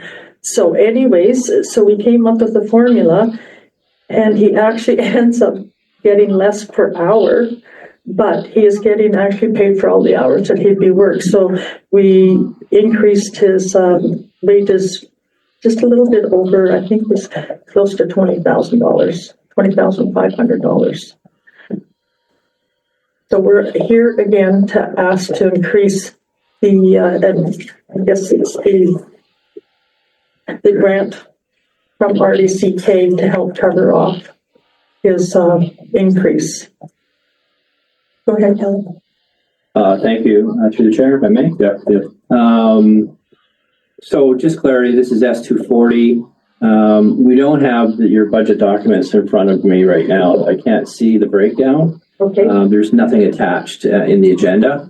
But I believe with S40, you were looking at 217,400 was the ask, at least that's what I'm seeing on my, 201,175 for No, the grant. I that, believe. we got less than that, I think, last year. It was so I'm looking at 197,000 February 25th draft financial plan, so I'm looking at the wrong one. I'm looking at S240. I'm just trying to establish what our allocation is. Currently, right now, you're asking for an increase. I just need to see where we're at. And so with that increase, what is the total ask for 2025? If you would. The total ask now is $212,275. Okay, and I'm looking at a CFO or CAO, pardon me, and where's the value that I need to see? 201, through the chair, 201,175 is currently in the financial plan. 201? 201,175 to the airport. And then there's $15,000 set aside to finish off the master plan. Plus the 15 That goes to the town of grand. Creston, right? So the requisition right now is 217,379. And That's what I'm seeing here. looking for an $11,100 increase. Is that right? No, he's going from, I don't have that, all that documentation. I'm sorry. I have it from your email, and CEO is correct. Currently is 201,175 allocated. This request would add 11,100 to the airport grant for a total of 212,275. That would result in an increase in the requisition of 8105 to 3.68. This is our senior staff, Joe, his analysis of it. That's the numbers, and that's the email we received. Where the heck? Sorry. February 26th, and I granted it's awkward to deal with these numbers this way, but that's where I see the numbers sitting, 11,100. After this director member is finished, I have a question, Chair. Just one further comment through the chair is, we have 15,000, which is I think our last contribution to the master plan. Going in for 2025, the value of that master plan is extremely important for the future of the airport as to what it can and cannot do. And so I appreciate that this is a little an administration oops, but the timing for me is just not sitting very well. I'm comfortable with what our ask was in the beginning. We've got 15 grand more going into the master plan. I don't know that I could, without some further conversation to sway my opinion, I don't think that I can support the increase.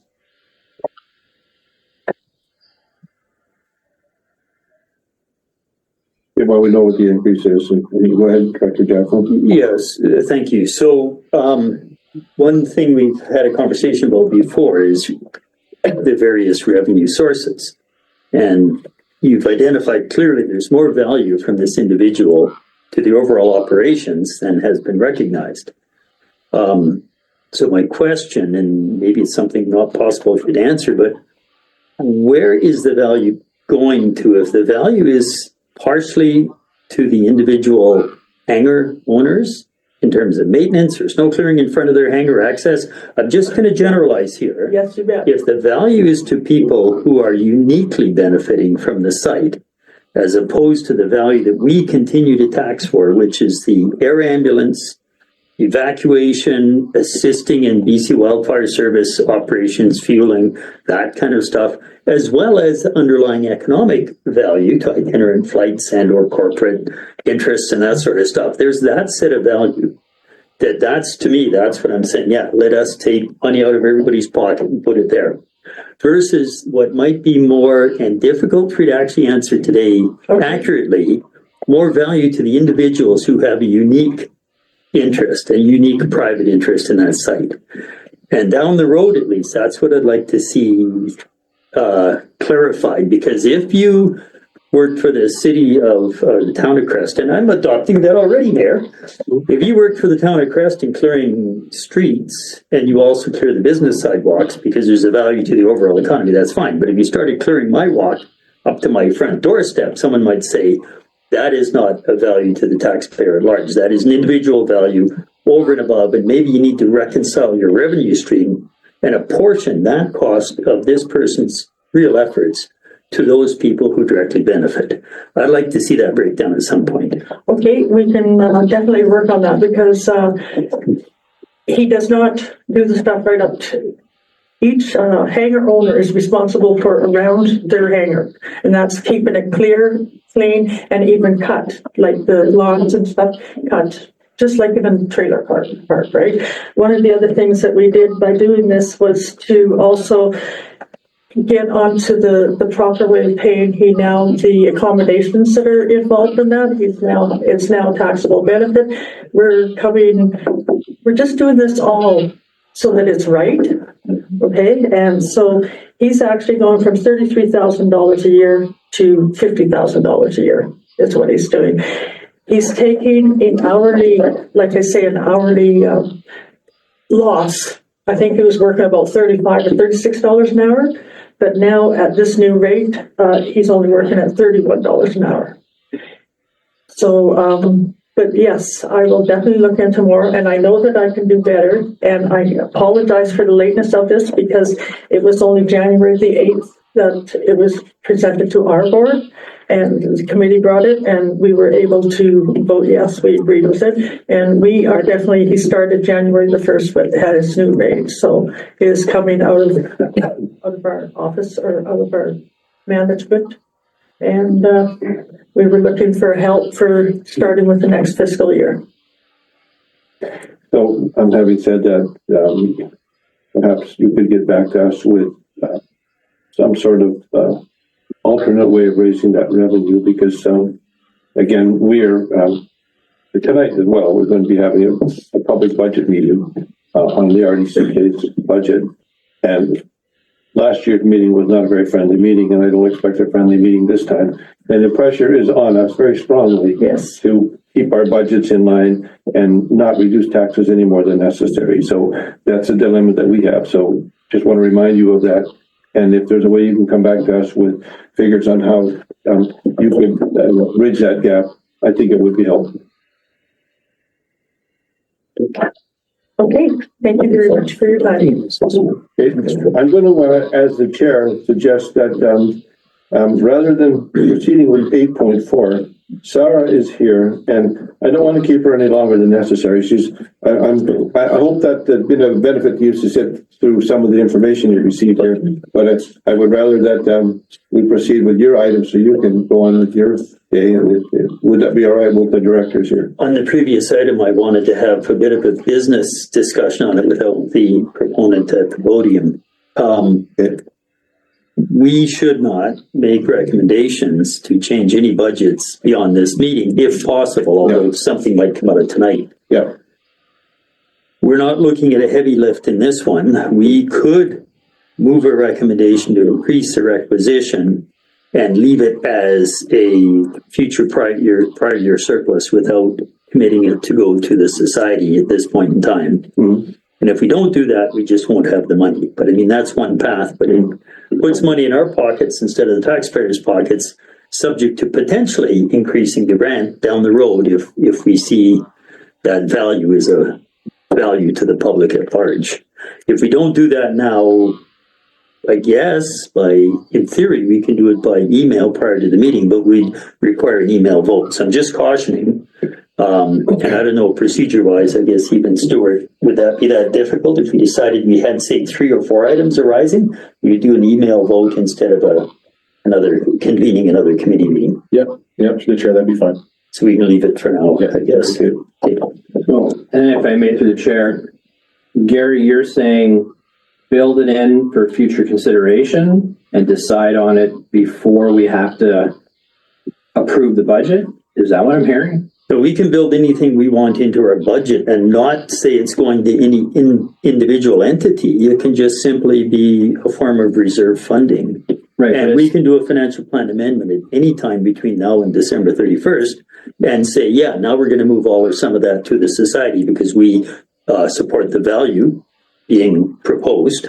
Or we can say we're just going to leave the money there and that's a buffer for next year's taxation. But that's still a requisition left. It would be, yeah. If we don't do it now, we cannot do it unless we short something else, we reduce something else. So Okay, so then I'm unclear as to how we're proceeding at this point. I mean, I've stated my position, and I'm not saying that if we can sleep on it and then respond by email, that's fine by me too. I just want to be clear what our process is.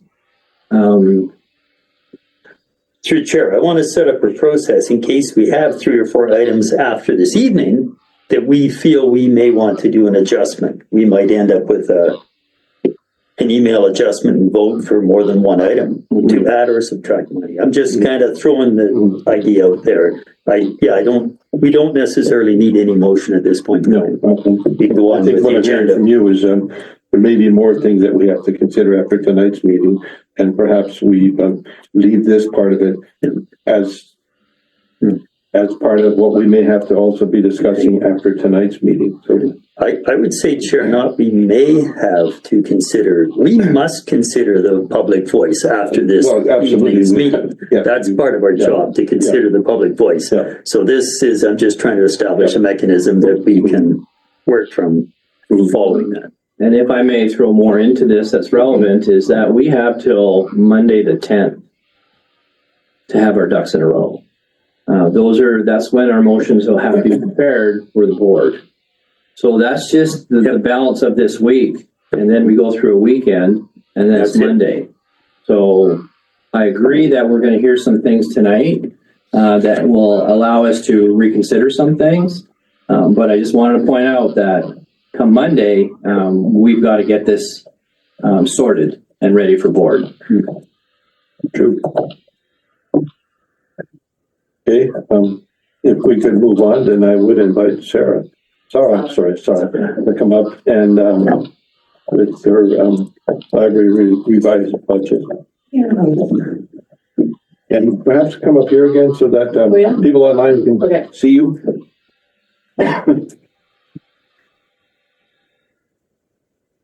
Always nice to see so many people presenting the good work they're doing in our community.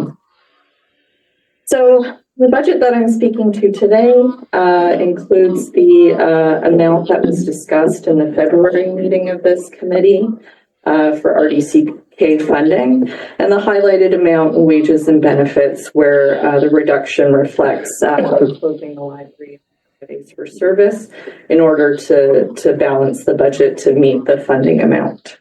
Is there any questions? Questions from directors?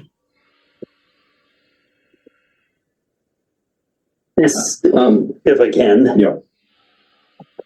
I would assume you looked at numerous scenarios other than a one-day closure and sort of the one-day closure. If this is the numbers you're working with, that is your most cost-effective approach, as opposed to not opening as early or evenings hours adjustment. That's this. You looked at it from 6-7 angles, and the one-day closure is cost-effective, I guess. Okay, appreciate it. In the past, the library has kind of hidden a lot of those cost cuts over the years, which is why we ended up in the situation we were with low wages stagnating, and why we had to put so much work in the collective agreement that we came to last year to bring those wages up. So you'll see in the revenue, there's a carried over deficit. And that's the amounts that we put into the collective agreement to get those wages up, and then also an increased amount from our transfer from reserve that we'll be dipping into. You can see down below our reserve amounts at 350,000, so that will be minus the 200,000, which leaves about 150,000 for reserve. And we're also working with, we invest through Edward Jones, and we're working with them to stagger those investments so that we can maximize our returns on that. Last year, we made close to $40,000 on those investments into library revenues. So we're showing that we're being responsible with our amounts on our end, as well as asking for funding from the regional district. Can I ask one more question? Yeah, thanks. Supplemental. And then on the reserves, if you look at regional district reserves by legislation, some of our reserves may be statutory, like landfill closure. Also, if you look at our hospital board, some of the money donated is targeted, and we had an issue in Caslo actually Chair Watson would be familiar with this, very difficult to use that $500,000 in that case for anything except what it was a bequeath. Of your remaining reserve after, if this is how it pans out, is some of it restricted, targeted, or is it actually available for smoothing of other costs? So I looked into that because I was told the funds were restricted, but actually the policy that restricted the funds to not be allowed for things like wages was rescinded back in 2014. So they're unrestricted funds. Okay, thanks. Okay. Director Benford. So this one has been an interesting one for me as well. We've had a lot of conversation around it. And I recall the last time we met, my question would have been, how would services change on a 25% increase? I'm getting one reaction to it, that is shutting it down for a day, which is shutting it down both affects your employees, and it certainly affects the people who would like to see the service in the library. So when I do an analysis on this, the only comparisons I have that are available to me to make these decisions is based on Castlegar, which is very similar in size, larger in population, similar budget. And when I draw the comparisons between how many people visit their library and your library, which they're slightly more in terms of in-person and virtual, and this is 2023, which is the only piece of information I have from BC libraries to consider when doing my comparison. Their 2025 ask is $554,000, yours is $658,000, $100,000 more. And I don't know the levels of services between one and the other. But what I do know is, as you've been hearing today, taxation and keeping it in check is extremely important. So I would encourage that you've got a reserve of, I think it says the reserve is 318,000, but you're saying it's down to 150. I've never seen a policy around that, so I'll take your word that you have 150. I'm hoping that reserve may help fund any shortfall, because for me, the 51% increase from last year to this year in the ask is, I can't justify it. I've done everything I could to analyze the situation, but I just can't justify it because I don't know enough about your business, perhaps. And I'm certainly concerned that as a suggestion that you would cut the time of staff by shutting down one day. I think there's got to be other ways to work around it. But that is my point of view, and I'm just being as transparent and accountable as possible in this situation. So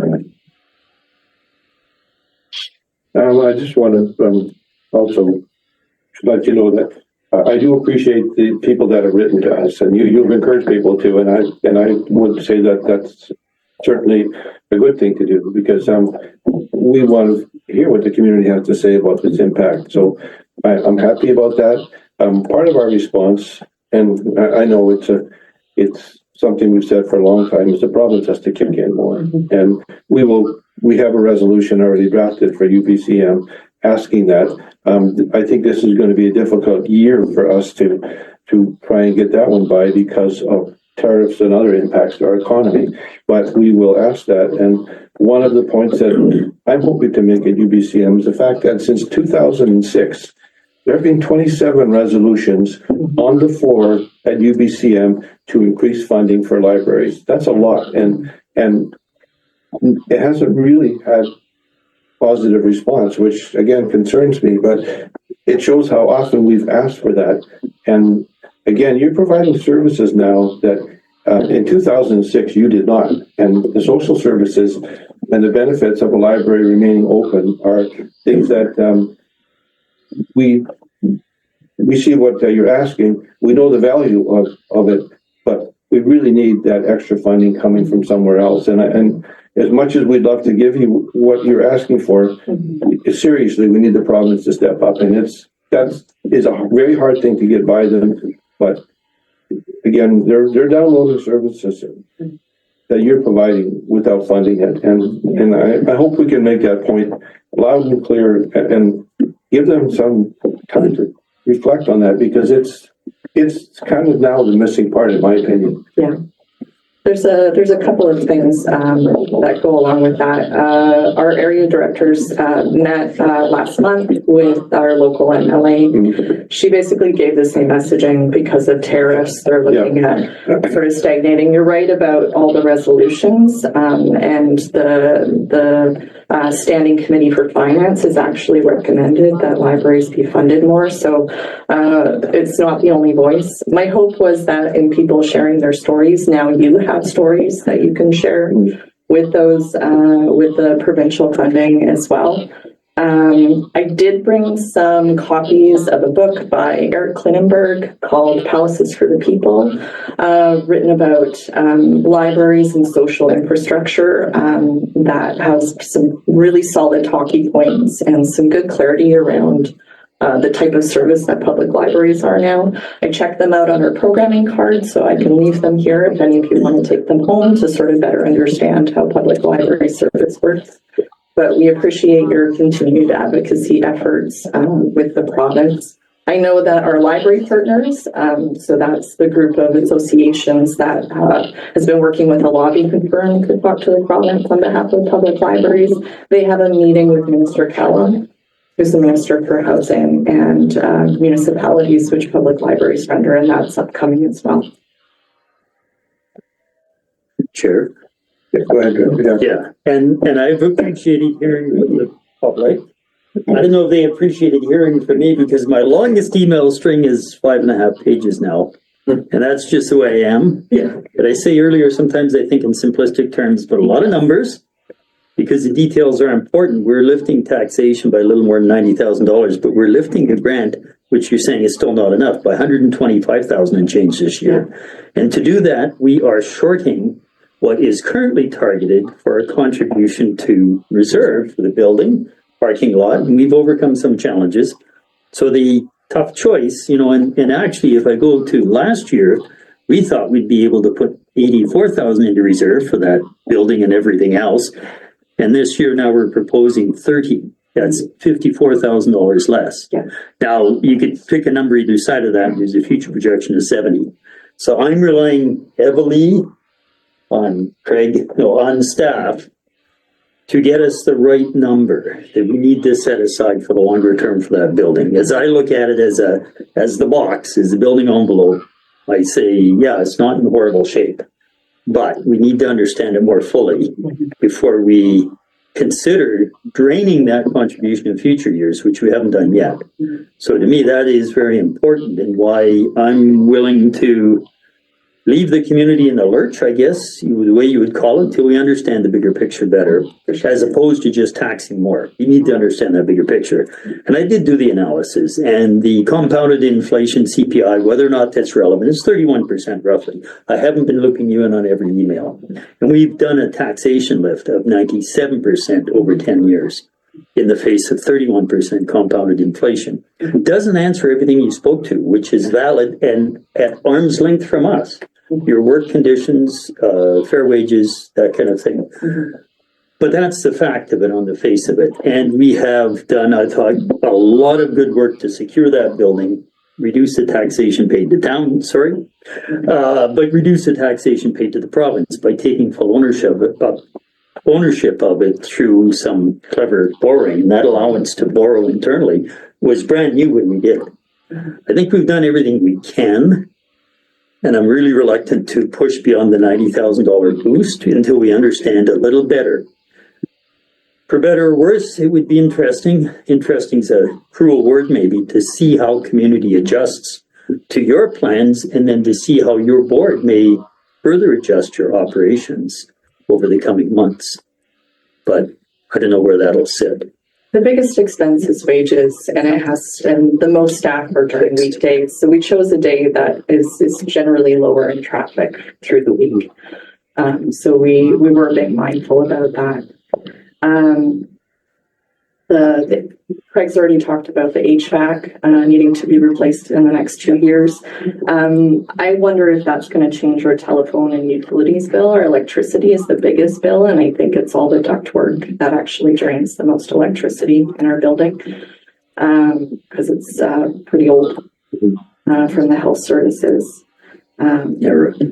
So if I may, just a question to Craig, that HVAC conversation that Sarah is pointing out, that's reflected though in our reserve that we've got $500,000 sitting in, correct? That's where that will come out of that capital reserve. Yeah, through the chair, potentially future capital needs will be identified. Funding hasn't been identified in the 5-year plan yet, but in reserves are an opportunity. Okay, so it doesn't affect her operating other than utilities. It should be better, but if a great thing. Yeah, through the chair, the HVAC, if that was the only need in the next 5 years, we could say that reserves could cover that off, but then our reserves are zero at that point, potentially.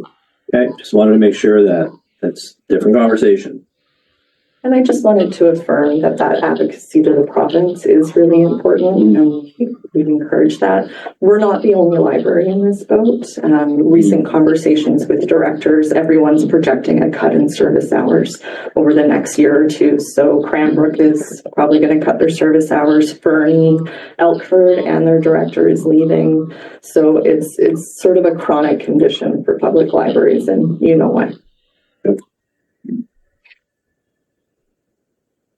Well, I appreciate you coming back, and it is a very difficult decision, and it will have an impact on our community. Yeah. And I'm hoping that there are solutions other than us poor guys sitting here trying to increase the requisition, because it would be great if there was another solution. It puts us in a very difficult spot. Yeah. Okay, thank you so much. Thank you.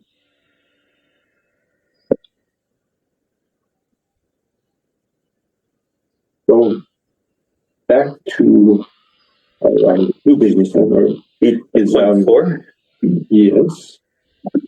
We could go with 8.4 then, the sculpture at the Creston District Community Complex. Thank you. Through the chair, the town of Creston has established a public art working committee, and they're responsible for providing advice to council.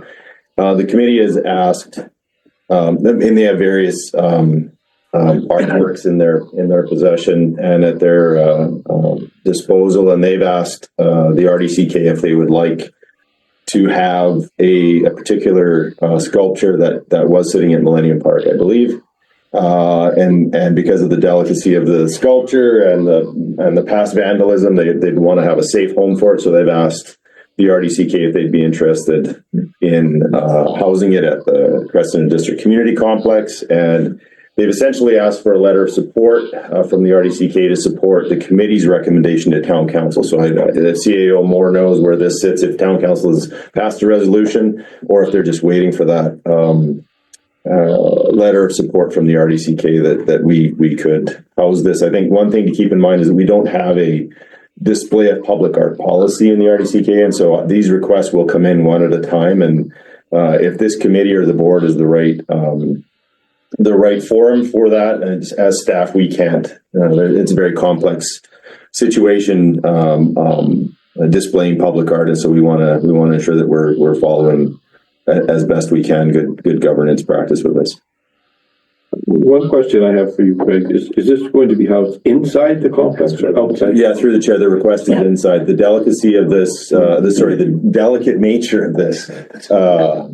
Fish is a delicacy. Yeah, it is, depending on what fish it is, but is that it's already been vandalized, and in fact, some of our sculptures outside the facility have also been vandalized. So it would be inside the facility at some point. Mm-hmm. If I can ask, I mean, it has the aquatic themes, and somewhere like the southwest corner of the actual pool, is this something that the health regs would allow if it's washed down or whatever to be within the aquatic? Yeah, through the building envelope. Yeah, through the chair, I think if we provide a letter of support that the CDCC is an option, then we could, if necessary, come back to the committee with a recommendation. But it is appropriate that it could be an aquatic theme piece, whether it fits the current motifs in that facility or that location of the facility. It does make sense. So what would you like from us is just basically a recommendation that we support this? Correct. Okay. Or we authorize staff to proceed with the conversation to locate this at the Creston. Dr. Vandenberg? So how did this come about? And I'm a little bit concerned about potentially having a policy around this. Not that I object to this piece, okay, but there might be other pieces, other groups that want in on recognizing their value in the community. And we don't have a policy around it. So I guess I would like to say, I'd like to have a policy, and then I feel comfortable working this through. And of course, that means another policy going into the work plan, and the work plan goes down at the bottom, and so on and so forth. But you can see where this potentially, we could fast track this and I probably won't hear a word from it but then we will. And we don't have a policy. So I'm just throwing that out there for discussion, for consideration, some more chat about that. Yeah, through the chair, that's my experience with local governments not having display of public art policies is it can be almost as subjective as the art itself as to what is appropriate for the public space. And even between grade 5 classes submitting their artwork, we only have so much wall space. Mm-hmm. And so there's competition for the space inside the facility. And so, yeah, be leery about opening this up as an approval process and all of a sudden we become a museum or an art gallery. But the request came to staff from the town of Creston as per their committee request to house this, because currently it looks like it's sitting in a yard somewhere that they might want to put it somewhere and display. And it could be also at a request of the artists themselves to say, hey, you've got my piece, please put it somewhere. Sorry. Well, I can just, the history of this was just that it was in a park for years. We actually, through the Creston Valley Art Connection group, which was funded by this group as well as the town of Creston. Their goal was all for outdoor artwork for the walking. I think that's where Director Wall originally. This was one piece that was put in Millennium Park. It just, because of its fragile nature of the tiles on it, it has been subject to vandalism repetitively. So this is the only piece that we're looking to have placed indoors. It's one of the few pieces that the committee had purchased. Since then, that committee has folded, and there is a new committee that has started up for outdoor artwork. And the goal will be, from the committee's perspective, certainly to find places, artwork that's appropriate for outdoors that will withstand vandalism. So the goal is not to find more artwork from that committee anyhow, which is represented from the inside ballot. It was just really, we own this piece of artwork. We put it in Public Works yard right now because it's, again, subject to, there's only so many times you can fix it, and the artist can fix it. Just another question, Mike. Is it something that you pick up, you set down, and you don't have to bolt it down? You don't have to glue it down? I personally have not touched this thing. It does probably have to be bolted down. I wouldn't want to leave anything freestanding. That could be a liability to anybody. So then our understanding is that staff will go away and come back with a recommendation as to where we're going to potentially we could house this, and then we as Valley Services directors will make that decision that in fact we will house this piece in the rec center. Is that where? Well, yeah, through the chair, we could approach it that way. I think that there's also a bit maybe potential public engagement. I think the first step is just giving the committee the indication that we would house this in the future and then take possession of it for future placement. But there's a number of different ways to approach where this goes. It could be this committee or the board or community engagement involved. Dr. Jacqueline? Yeah, a little bit of the history and origin of the piece may also be appropriate, even though every piece was vetted by community one way or another through the previous association. But if this was a Sir John A. Macdonald statue, we would say no, right?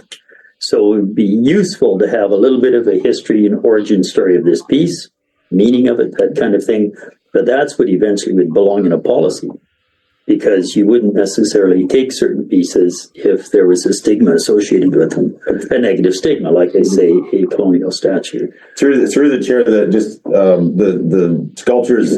Yeah, well, I've got a little bit. Anyways, the sculpture is entitled Salmon Dance. It was constructed and crafted in 2020. Steel and glass mosaic. The price on this says it was $6,200, again, subjective, but, the artist is, Peter Vogelaar from Winlaw.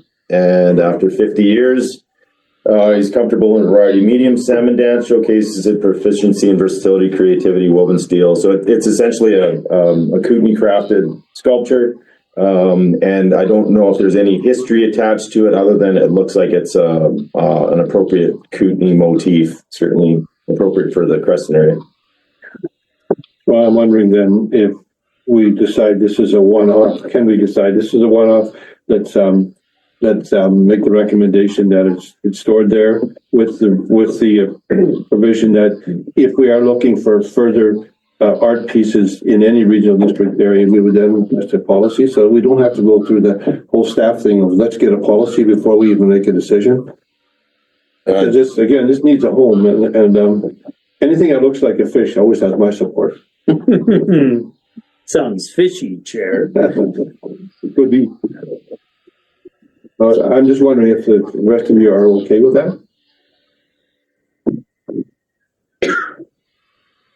I'm okay with preserving it, storing it somewhere, and giving it more thought as to where it may go somewhere in the future.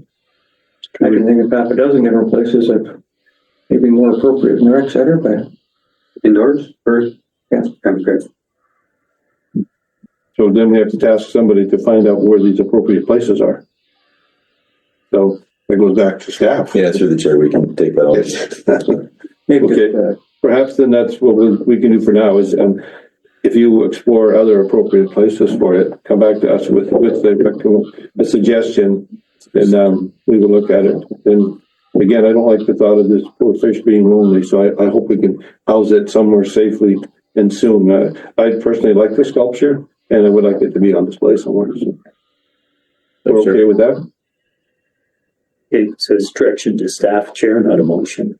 Yeah, just direction to staff that give us some other alternate locations and come back to us. Yeah, thanks. One more. Yeah. Who purchased this? The town of Creston? Town of Creston. It was originally done I'm gonna get the names all messed up, but there was an association or a society, the Creston Valley Public Art Connection. And it had a group of volunteers that fundraised, and actually a lot of that was all done through fundraising dollars. Bruce McFarland was a key person in fundraising for that group. And when they folded, they donated all the artwork to the town of Creston. So no, it was originally owned by the Public Art Connection, and again, like that was purchased for outdoors in Millennium Park, which is you can lock up at night, but it still was subject to vandalism. So so any indoor space for it would be great, and I think that the new committee that's kind of tasked with community art, they certainly would be looking for statues and things that would withstand a little bit of wear and tear from being outdoors, such as vandalism. In this particular piece of artwork, it's pretty fragile. Yeah. Okay. So that brings us to our old business. Creston Neighborhood Welcome. You just need to decide if you want to contribute to funding as regional directors, and the funding request is small, so we just need a response from that. So this is an open discussion? Yeah. Is that what we're doing here? So I guess I'm going to have to go back to the previous month and find out what the ask was. I don't recall. There's no attachments here. I'm not committing to anything at this point until I have that chance to do that. And then my question would be who should I respond to when I am ready? I think I have an email. Yeah. From Wendy. Yeah. That I can pass around to everybody. Yeah. Just quote us the budget figure first of all. I think it's less than $500 for each of the areas. Well, through the chair, if I may, I would do that discretionary then. I would not want to affect the budget at all with this. Yeah. Same. Yeah, that was going to be my recommendation as well. different areas, different populations, different numbers of new arrivals, and a discretionary grant from the area might be more appropriate there. Yeah. Do you have the figure there? Yeah, she's saying 30 bags a month, but the town does 15.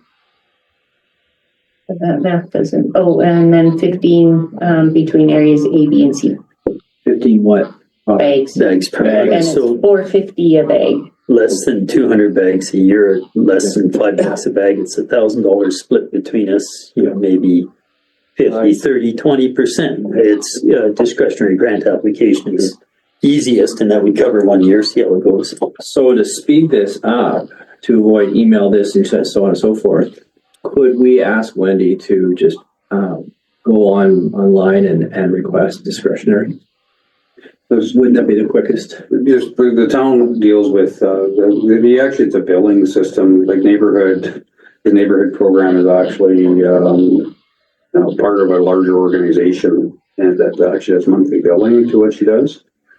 So I'm not sure. I'm not sure how they do that. But it's if you want to write a check for work that hasn't been done, pay that way. You could, I guess, but I know we just get billed monthly or quarterly or something like that. And we can't do it that way. No, we have to have an appropriation or something to tag that future payment to. The town could ask for $1,000 blanket. We split it 50, 30, 20. And if you want to hold the money, that's another path. And I think that's partly how the balance ended up there, is that the question what we were paying for, then we found we were paying for the entire valley. It was really, we kind of pushed her that way, and we weren't going to pay for outside the community. So if you guys want to push it back to us, then certainly I can have staff put in a request. Whether you put it through discretionary grant to the town or whatever. We have numbers from last year, what we ended up paying, and it's not a lot. No. You add it all up, I think between the two the two areas, you're probably talking $1,500 a year or something like that. And so we could just keep the split in the request based upon the historical splitting of percentages, right, based on assessed values or something. It's interesting because there's another group, South Goat. They're looking at having this kind of a community welcome thing of some sort. We suggested this program that they call up Wendy and participate in it. And of course, I have to throw in there my bad humor of the day up with RDCK is that we should probably put our OCPs in these bags. So people can start read them. What they can do and can't do. That is part of the program, is that we can make sure that there's certain information that gets distributed. That's what you're technically paying for. It's a form of advertising. Yeah.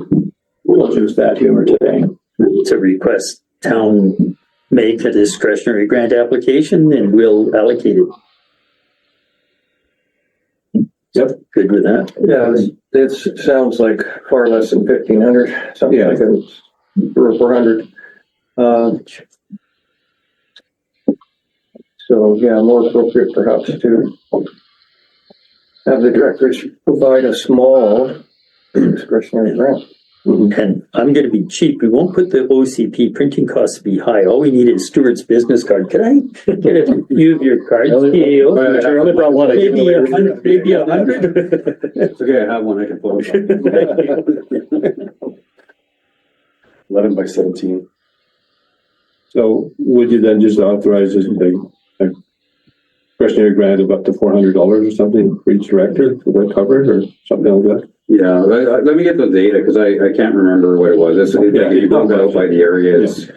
I can't remember if the entire bill for last year was $1,500 or something like that. I just can't. Yeah, I it wasn't a lot, but it was just on principle. We said that we weren't going to pay for other areas. Yeah. We welcome our regional directors to town every time they come. So we're here all the time. Yeah. Is the coffee on today? It is. Oh, it is. Yeah. Oh, thank you. Yes, we do. All right. Move to 9.3, the action item list, item number 7. Does staff have a proposed date for the traditional land use workshop?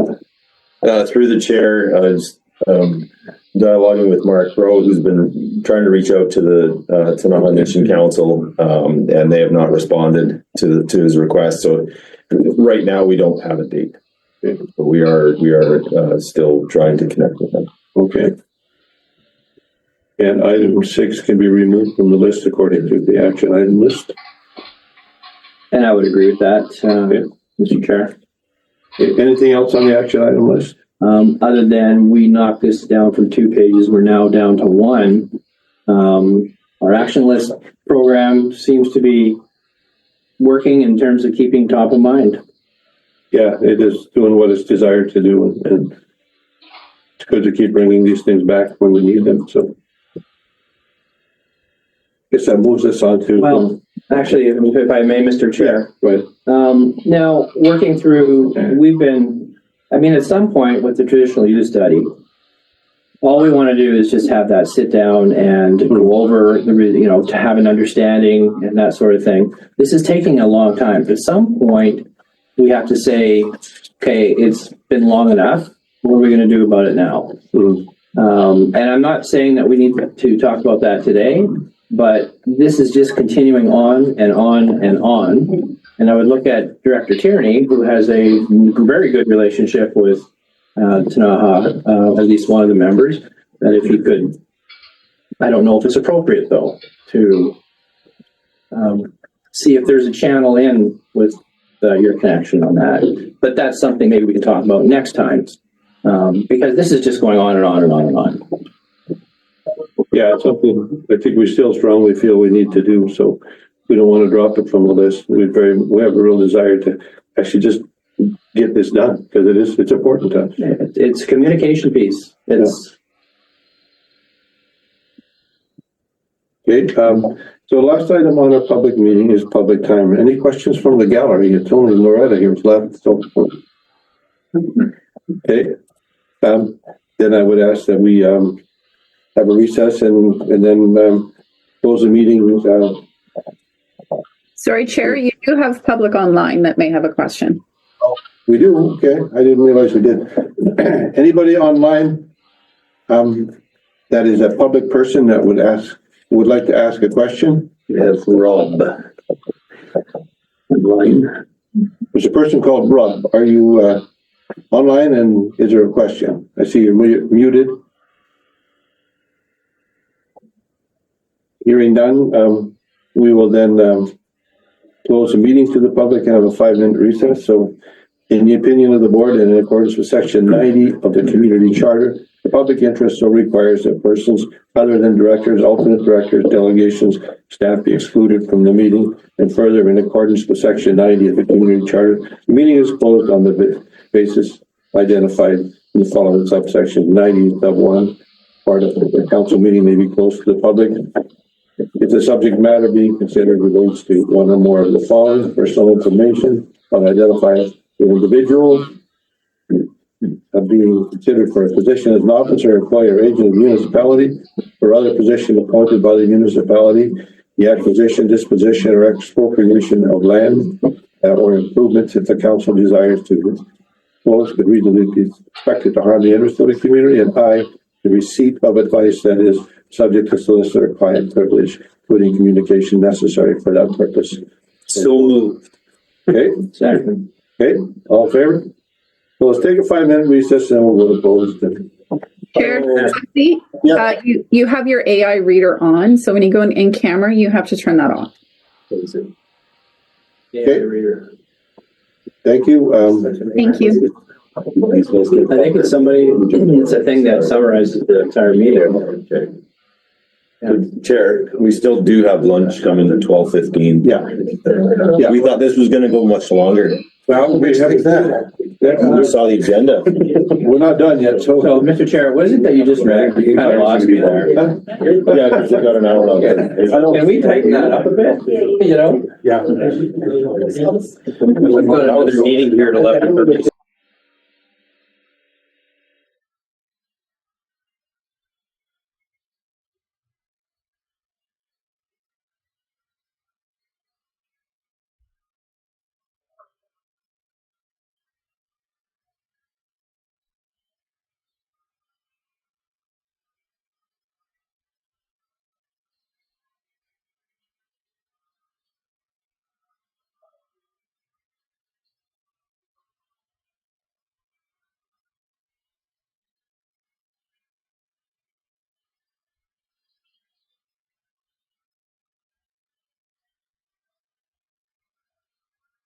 Recording stopped.